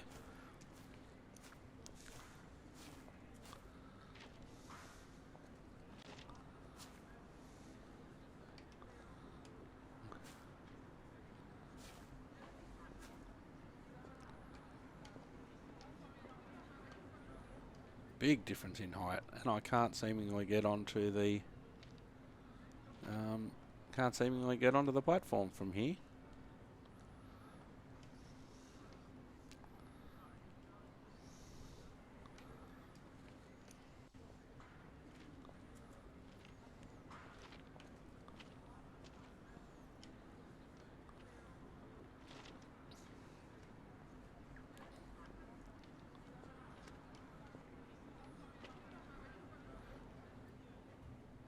But a big difference in height. Tactile tiles on display there, and Small Brook station sign.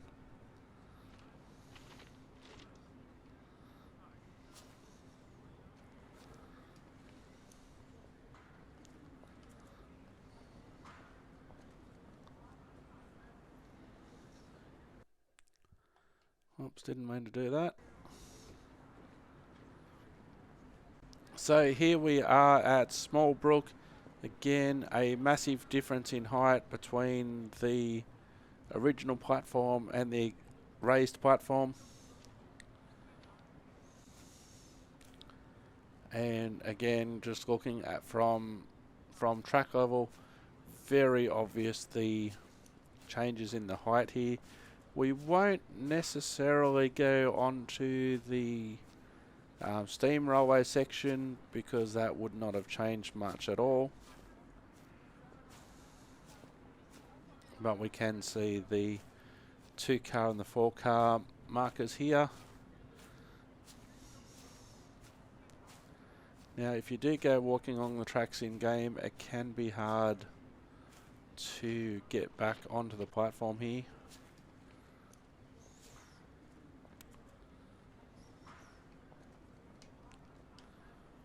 And now that I've mentioned it, because you can't get through that gap, you can't jump or anything like that. So we'll just continue at track level, heading towards the next station. But that's Small Brook.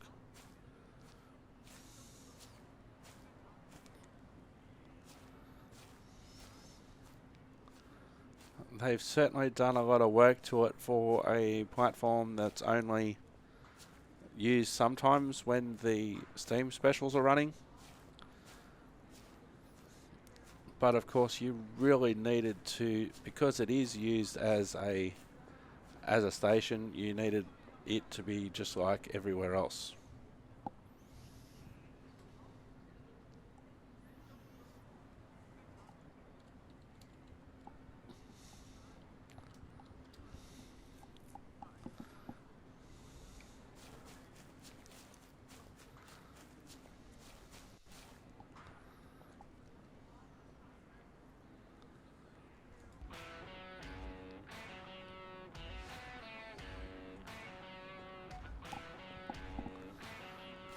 I see a couple of shunting signals there.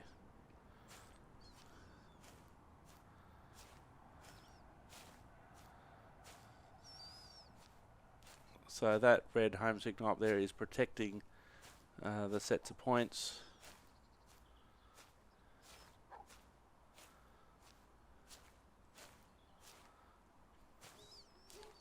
Now, we've seen this station before. It's usually one where when you do your introduction, it's where the depot is.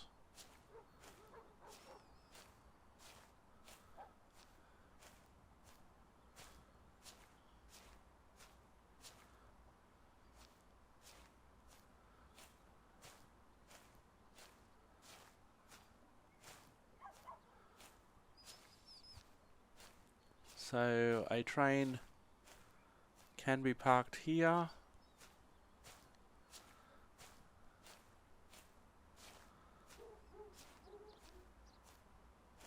So we're in the yard now. We'll have a look at the signal box a little bit later. So trains can also be routed into the storage sheds here.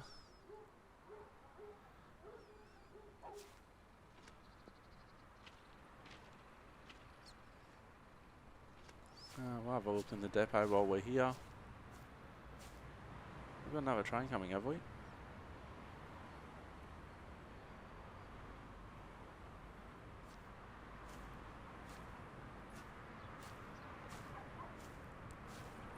So raised inspection road and an inspection pit. So the undercarriage section can be worked on. Oh, there's the train.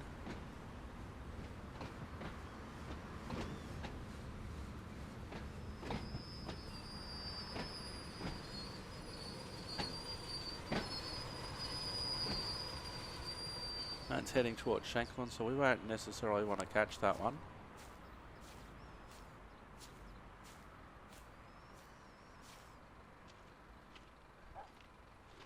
Now we can see that the signal's clear here.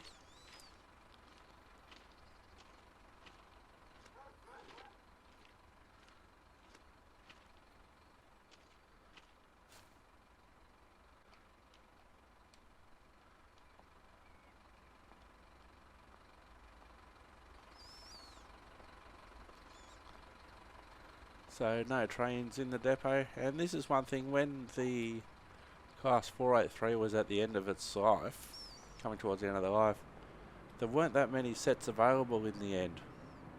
Oh, we might go up the bridge. There weren't that many sets available in the end, so they weren't able to have as many trains in service, so the service frequency obviously suffered.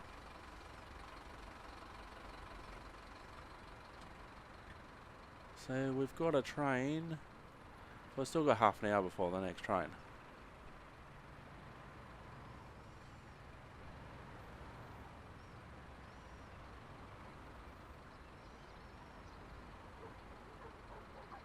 We've got about 25 minutes before the next train.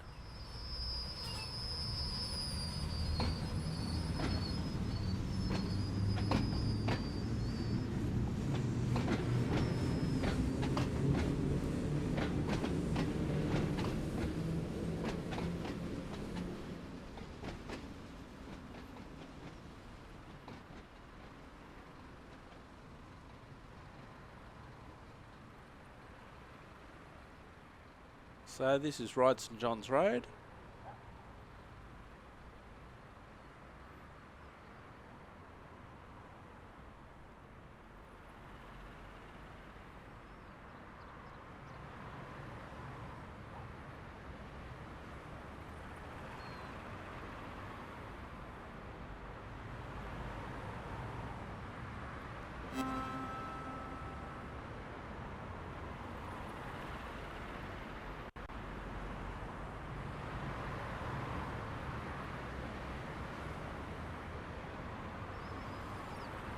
I actually thought the validator was new for the new version, but it's not. I don't think we can go much further, no.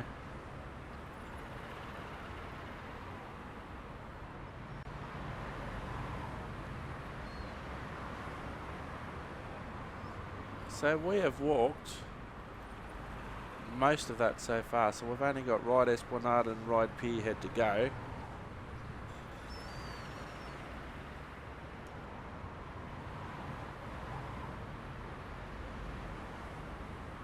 I think we'll wait for the train.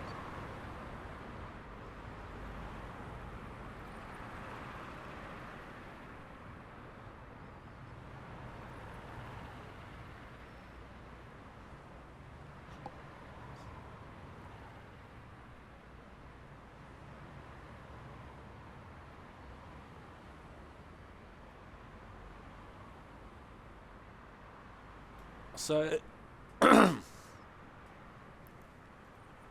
So the train will be here in a couple of minutes, which will be good, so we can head on to ride Esplanade and also ride Pierhead.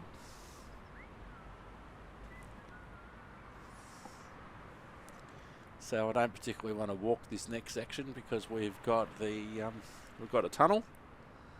So I don't particularly want to walk that section.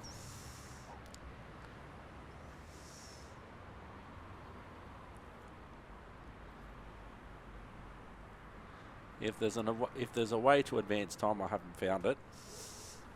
So that would be nice if that was a thing, but it's obviously not. So we'll be waiting for our train to arrive very, very shortly. Hope you have enjoyed this different look at Train Sim World 2 and the Isle of Wight line by Rivet Games. Train's arriving now.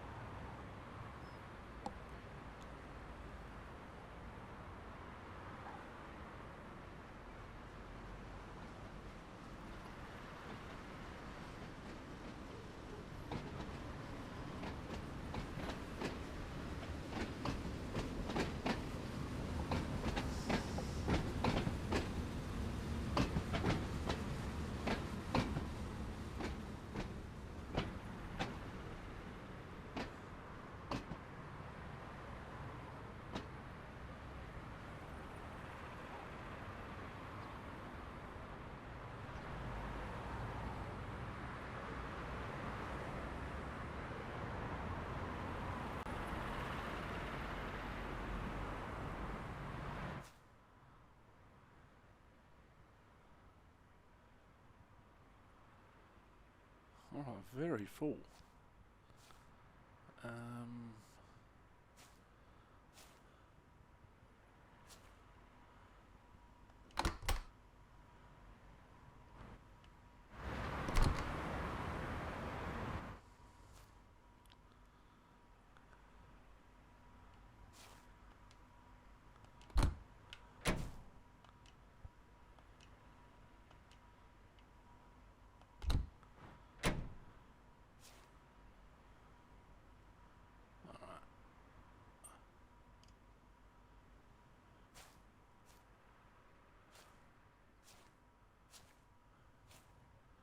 Oh, here we'll have to do.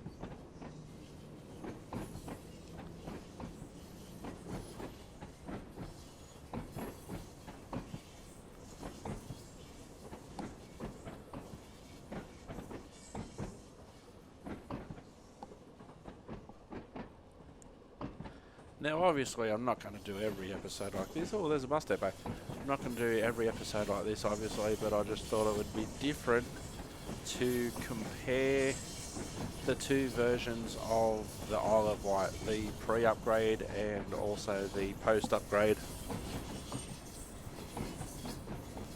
Now I've given myself a massive editing job to do, but that's alright. Just as a bit of background, just for the pre-upgrade things for the class 483, I've been recording for almost 2.5 hours. Now obviously that's sort of what I'm aiming for both, for the entire episode, but that just goes you to show how much footage I've done and how much will be cleaned up. Normally I just record and I just go from there and just basically do it as live. Oh, that's dark. Driver doesn't have the lights on as we go through the tunnel.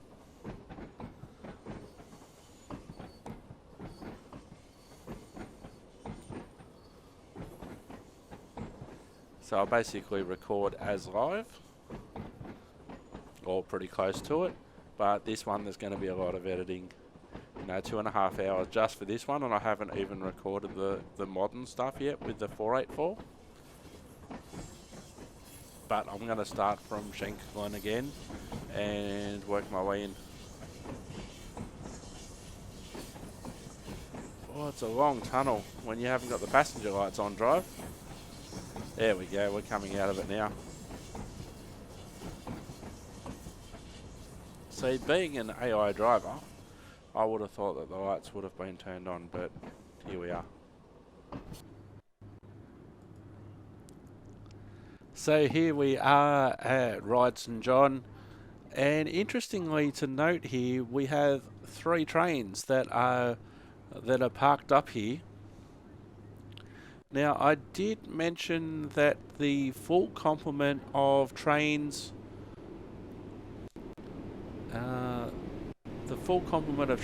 when they are here in entirety on the island is 5 2-car units. Oh, there's one that's just arrived. I wasn't expecting that one.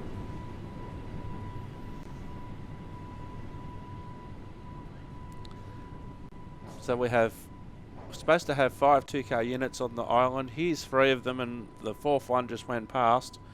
So let's have a look and investigate a little bit further. So this is 002.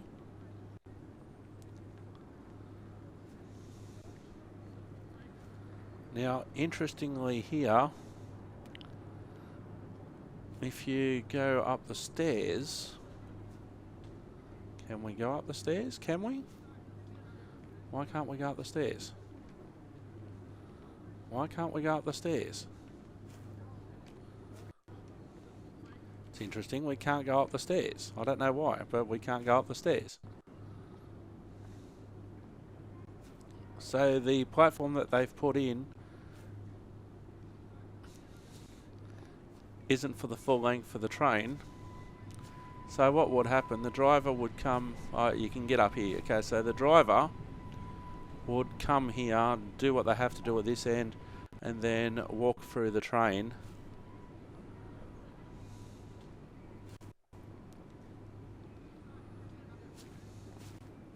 And then walk through the train and do their other things here. So it was interesting that you can't walk through, you can't walk down this ladder. Can we do it this way? Yes, we can. So why couldn't we go up it? It's interesting. But anyway, so there's 1 2-car unit.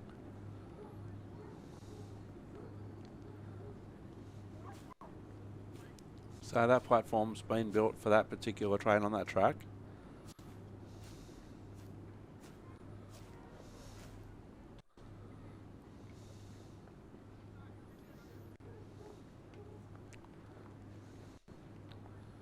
Alright, so we can also seemingly go here. Now it's a bit of a step up, but you'd be able to get into that train.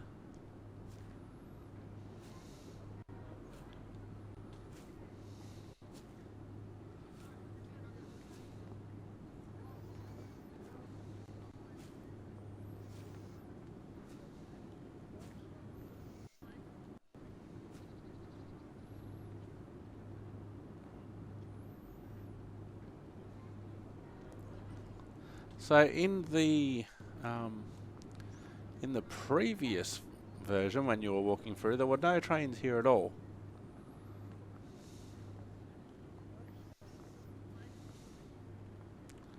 Mind you, they were running a half-hourly service in the end on that version. So that's 001. That's 001. And then over here, what did I say this was? 003? 002. So 1 and 2 are there.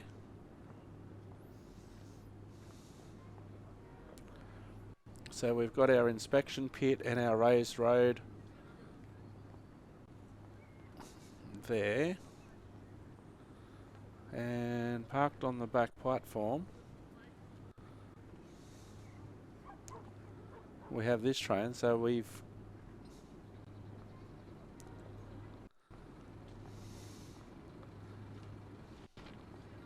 so this is probably 003, 004. So it's unit 4.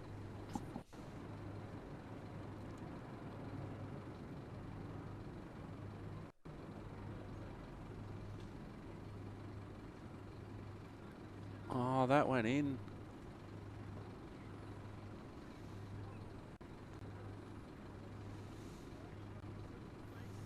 So that's 004. So we'll have a look here. We'll just go back a little bit. So we'll get these all in shot from this angle. Now do not try this at home, but we have our 3 parked up units, including the one on the back platform there.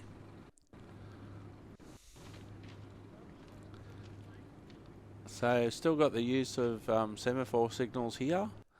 Now I don't know if we'll be able to get into the signal box. We were able to get into the earlier one, and no, we can't. So this is the platform at its original height,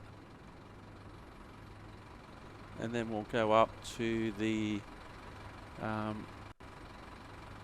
new height. So we get around this fence.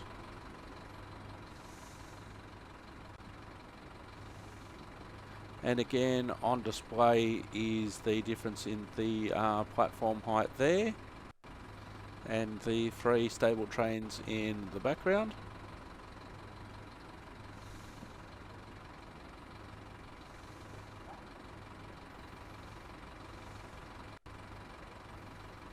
Still not step 3 access. Some planer boxes. Right, St John's Road's where we're at.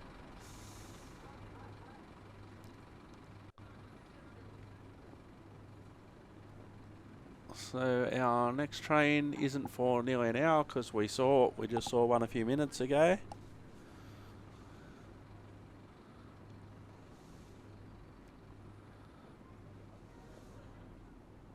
So we have some steps and a ramp to cater for the difference in height between the original buildings and the new platform height. Surprised we can walk this far actually. So here's a good look at the step and the ramp to cater for the new platform height.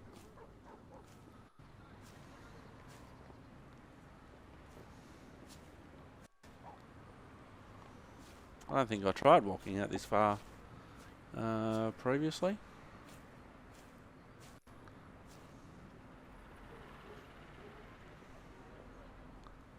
So we'll have to go back in the other way.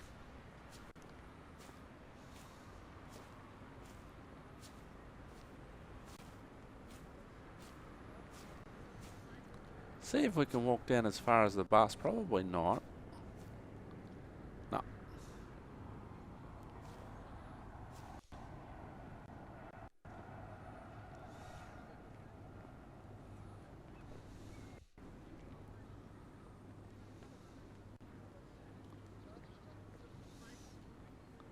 Now, interestingly, on the other side, they've got the platform style indicators on the other side for the platform 2 and platform 3.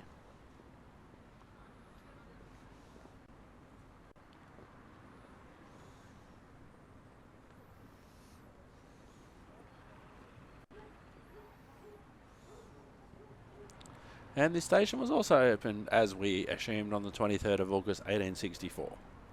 Electrified in 1967. So there's our car marker signal back there. Driver's emergency phone there. So the height difference isn't as large.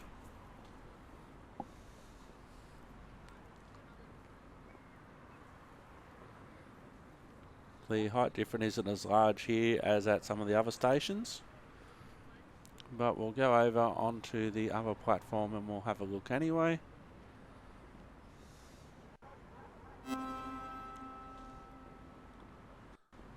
Well, we found another poster. I'm missing the ice cream though. Oi, yellow line people, it's not there for decoration. Captain's hat.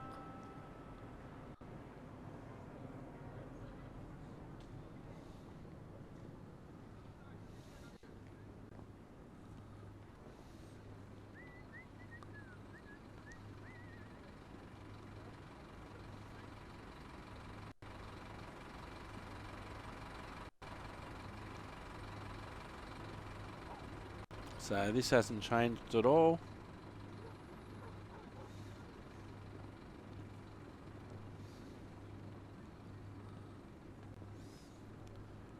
If we look over here, much more of a difference in the heights as seen at other stations. It didn't seem to be very much difference on this side. Lots of people waiting for trains.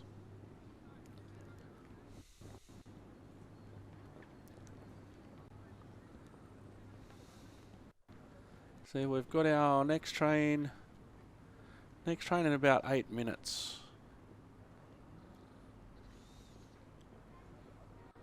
So if we have a look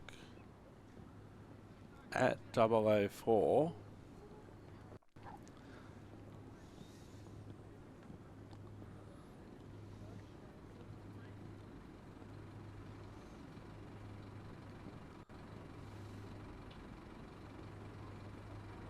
so it can go out onto the main line there.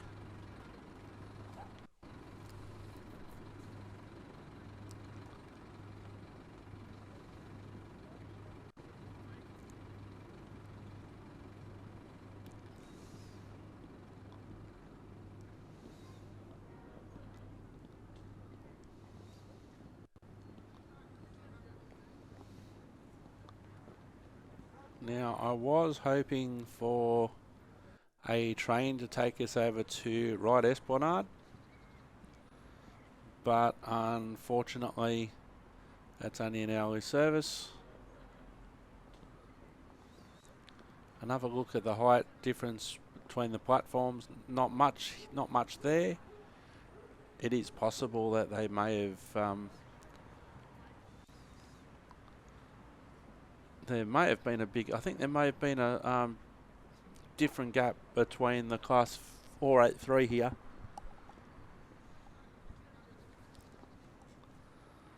So we will continue on. Now I'm expecting to see the next train in this section somewhere, so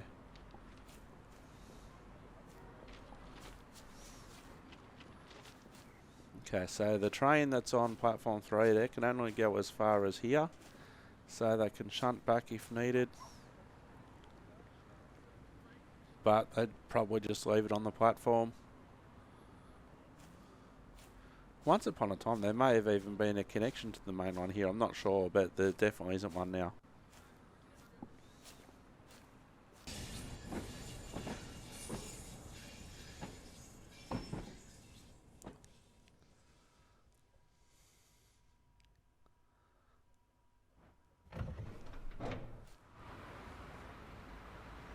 Alright, so we've got a 2-car and a 4-car mark in that direction. We've got another platform that isn't in use. We should rush up the other end just so we can get the departure.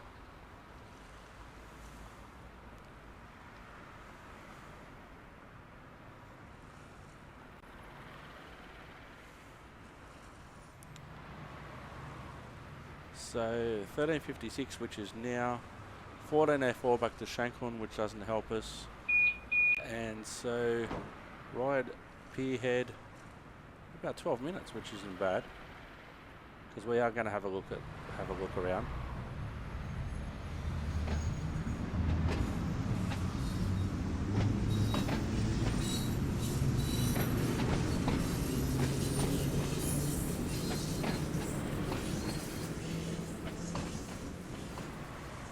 So we'll see when it actually changes.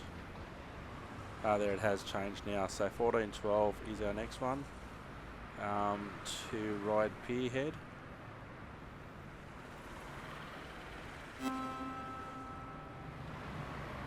Right, so we've got another camera there. Oh, it's even got the train in it. That's cool.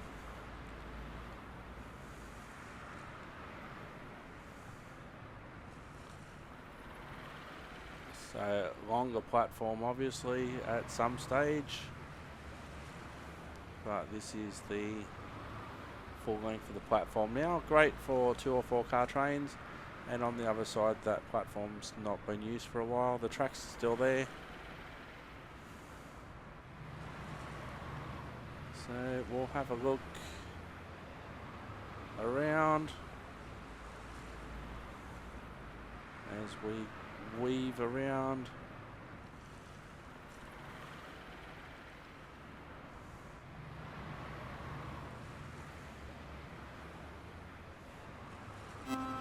We'll have another ice cream.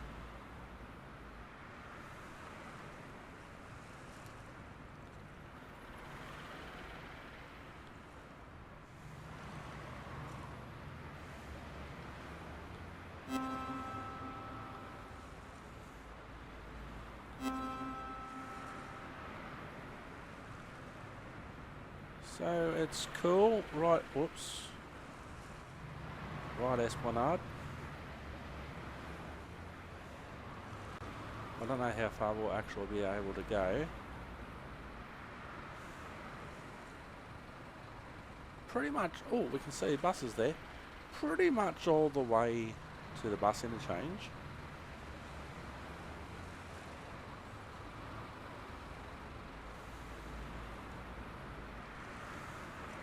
Now, a lot of this stuff probably hasn't changed in the new version.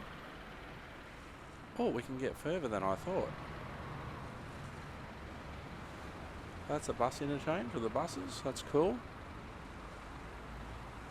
Now we can have some more ice cream.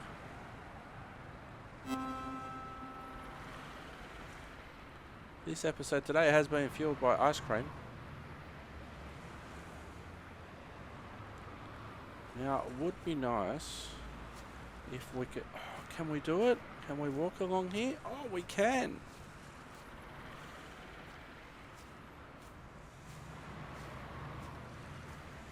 I didn't think we'd be able to walk along here.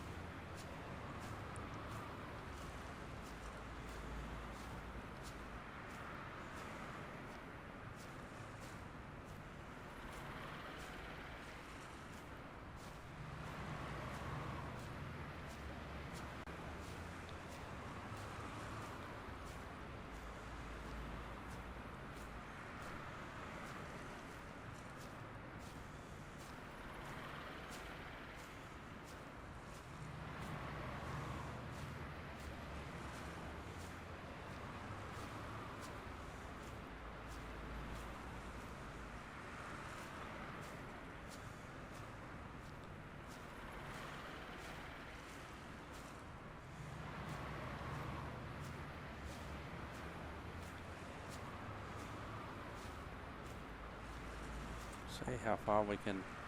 Can we go over here? No, so we can't go to the...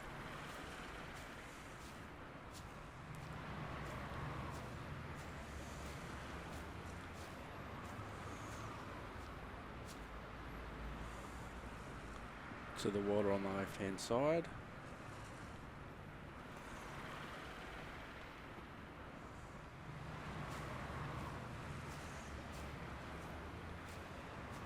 Alright, train's coming, so we'll just watch this way.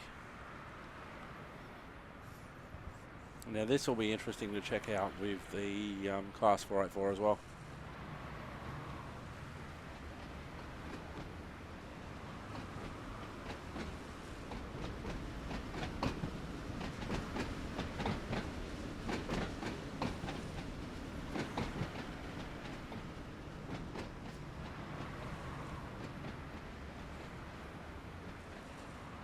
That's cool.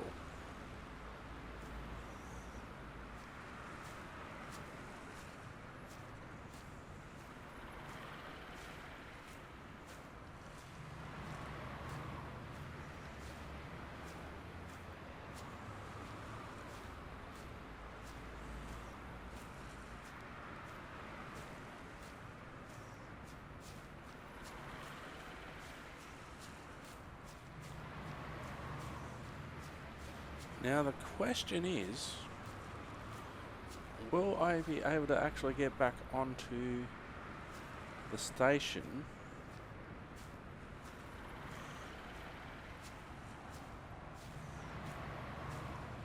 from here.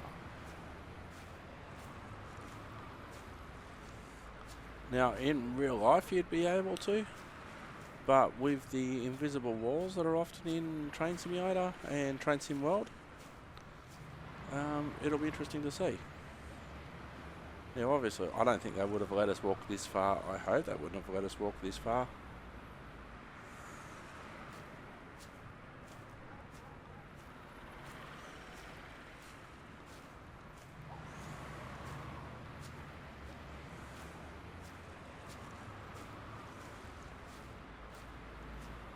Oh, well, there's a camera.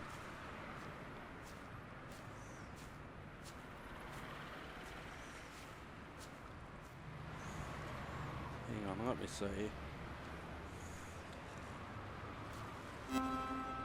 8 out of 10 cameras. Alright. That's cool. Alright. So we'll see now. We should be able to walk onto this station, hopefully.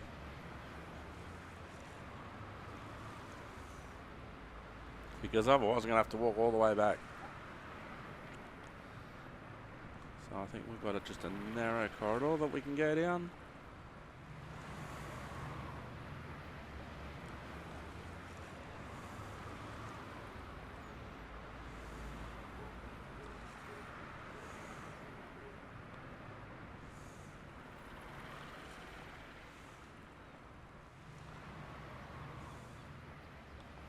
Alright, so here's our platform. So it looks like, yeah, platform 1, platform 2. So it looks like a train could go into either platform.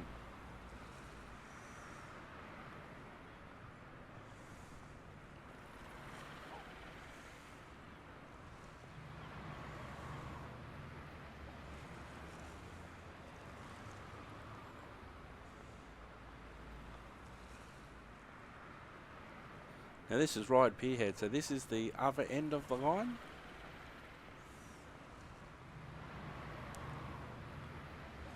And we've found another camera.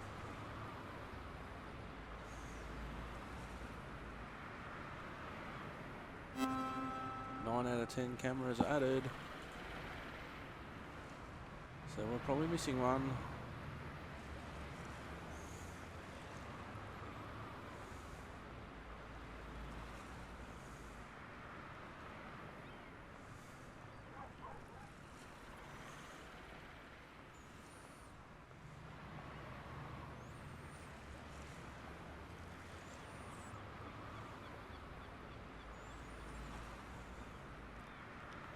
Normally I don't care about the collectibles, but considering we're doing this episode the way we're doing it, I thought, why not?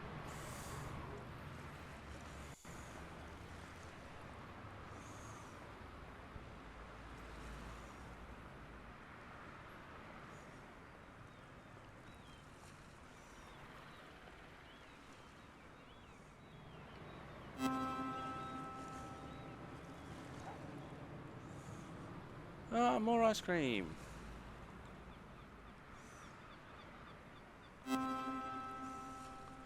We've eaten so much ice cream. But how good's that view, seriously?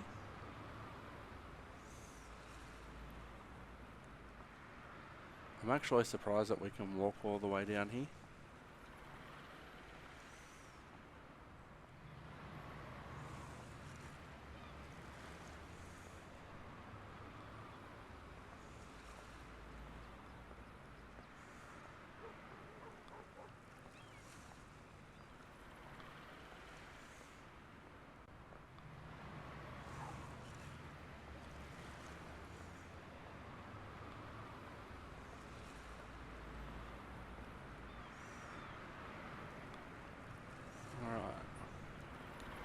Is that the last camera, or did we already say that one? Whoops. Go up the ramp, stupid.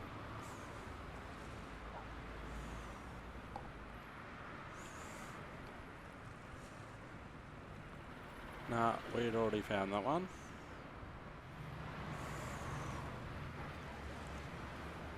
Can't see the train yet. Mustn't be far off though.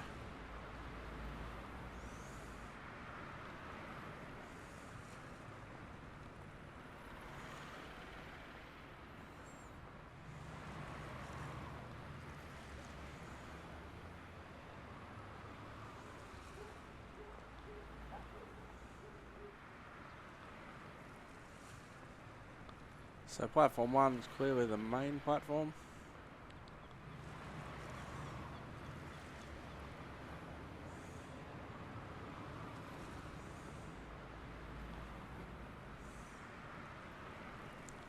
So there's 10 minutes before the train departs.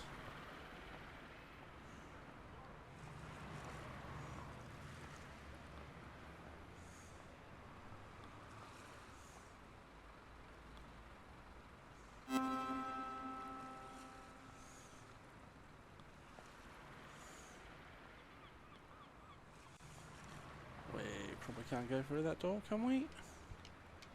No.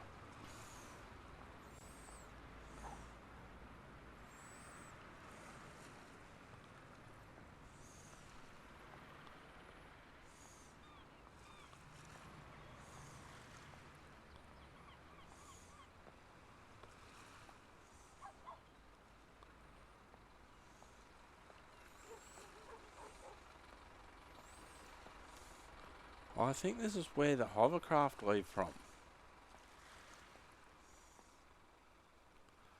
Where did oh, that's a bus stop.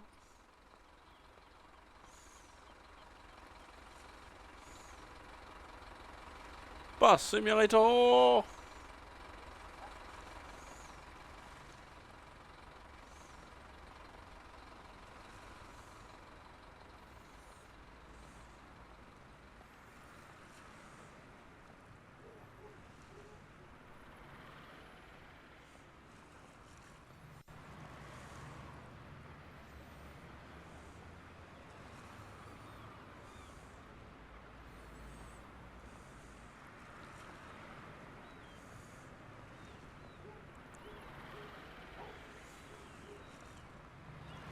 So we'll wait for the train to come in. It's not that far away. Thank you, editing. I couldn't expect anybody else to edit this.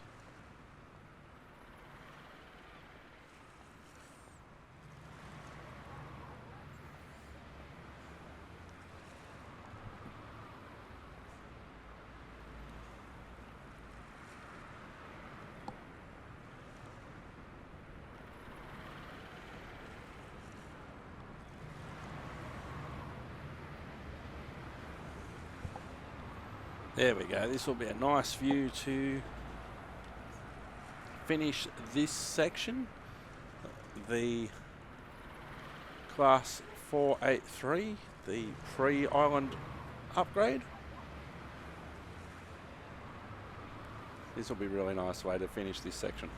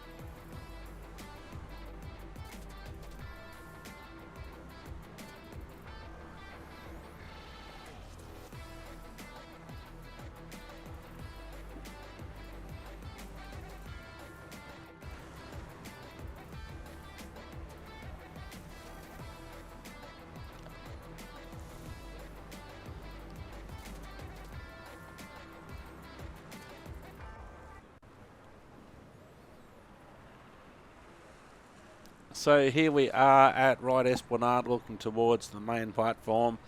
Again, a major difference in the height between the old platform and the new platform. Interestingly to see the 4-car mark there on the side of the building.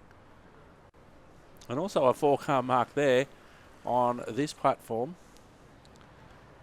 But I'm not sure why, unless they use it as a parking spot really, because it's obviously not fit for use.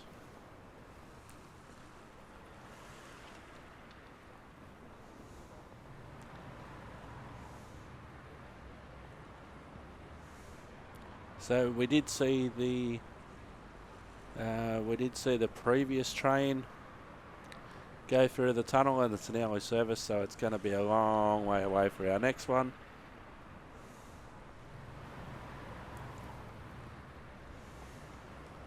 Can we get up here? Nope. Do not try this at home. Oh, there's a hovercraft over there.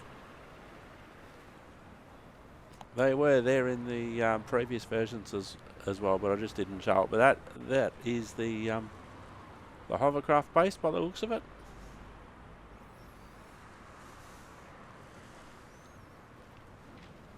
So this gives us a really good example of the difference between the two platform heights. The one on the left hasn't been touched, the one on the right certainly has been.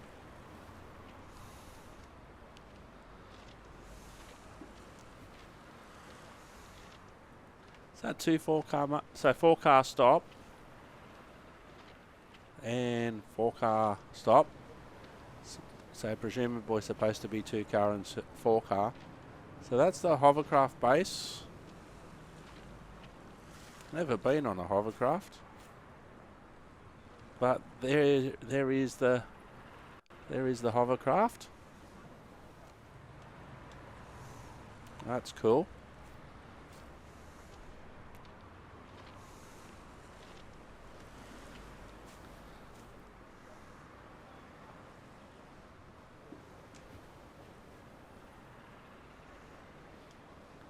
Oh, that worked that time, okay.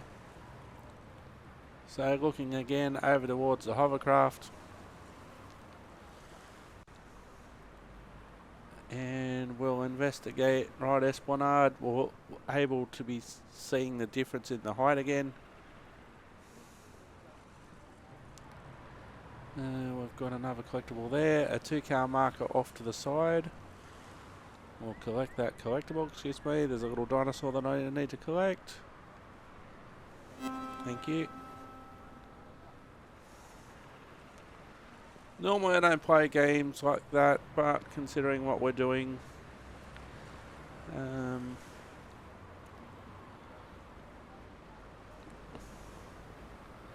so seemingly not much difference out here compared to previous times. Some postcards. I think that's the information booth that's not open at the moment.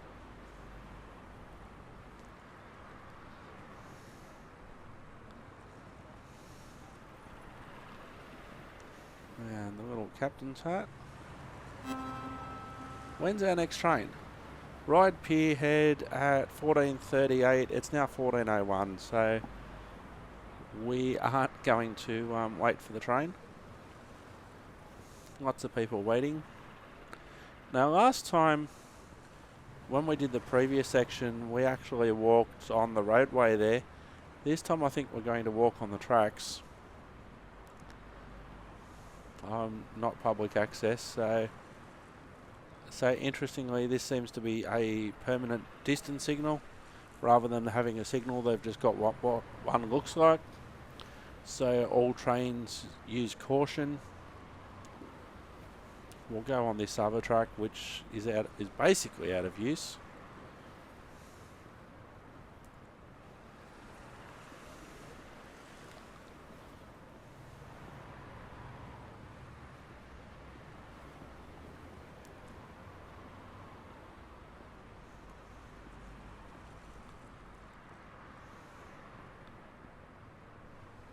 compared to when the first Isle of Wight come out, there have been some changes made to the water to make it look like more water. To make it look like more water. To make it look like water should. That's probably what I meant to say.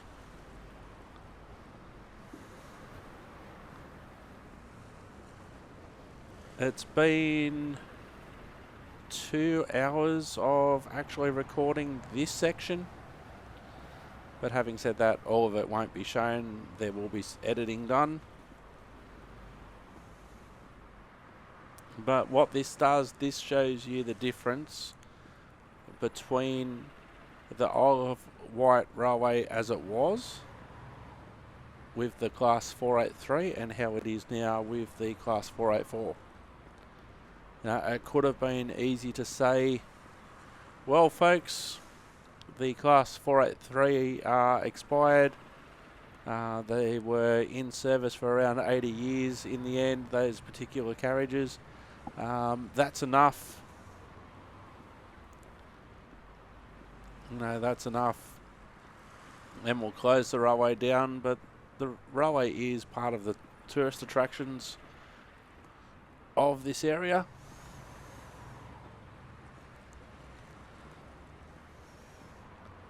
So they spent a lot of money. I think it was, from memory, £26 million was spent on the upgrade. Upgrade went for quite some time, a lot more time than was expected. Some of that was due to the pandemic, some of that was due to issues relating to that, lack of construction workers and that sort of stuff, and delays that were caused as a result of that. Some of that was also due to unexpected things that happened on site in construction, and also some of that was because of issues with the Class 484 trains that were arriving. So here we are at Ryde Pierhead. Now the main platform is in use on the left, and again you can see the difference in the height between platform 1 and the other 2 platforms that are out of use, and there's a fence. It's really easy to see the fence here on the right hand side, meaning that these tracks won't be used for passenger services at this time.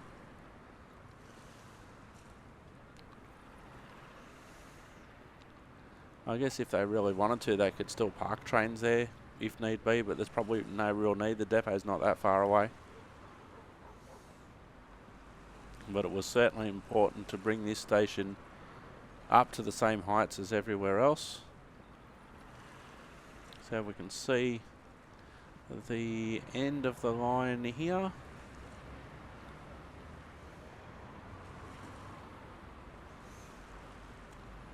And the ramp down from the height of the new platform to the previous height.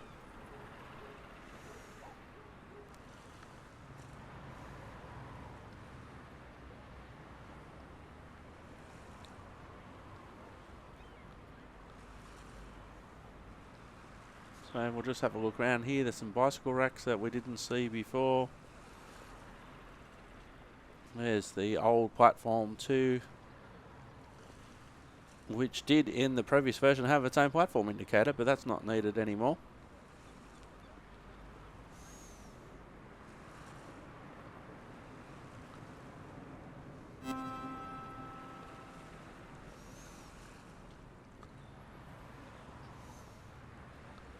So the rest basically looks the same.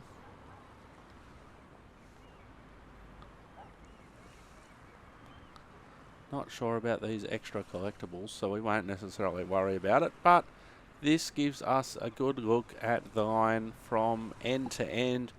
So what we've effectively done is we've walked the entire length of the line between Shanklin and here at Ryde Pierhead twice. Once with the Class 484 operating and the 483. You can see some new ticket machines here. Oh, the automatic doors open. That's nice. And here we are at Ryde Pierhead.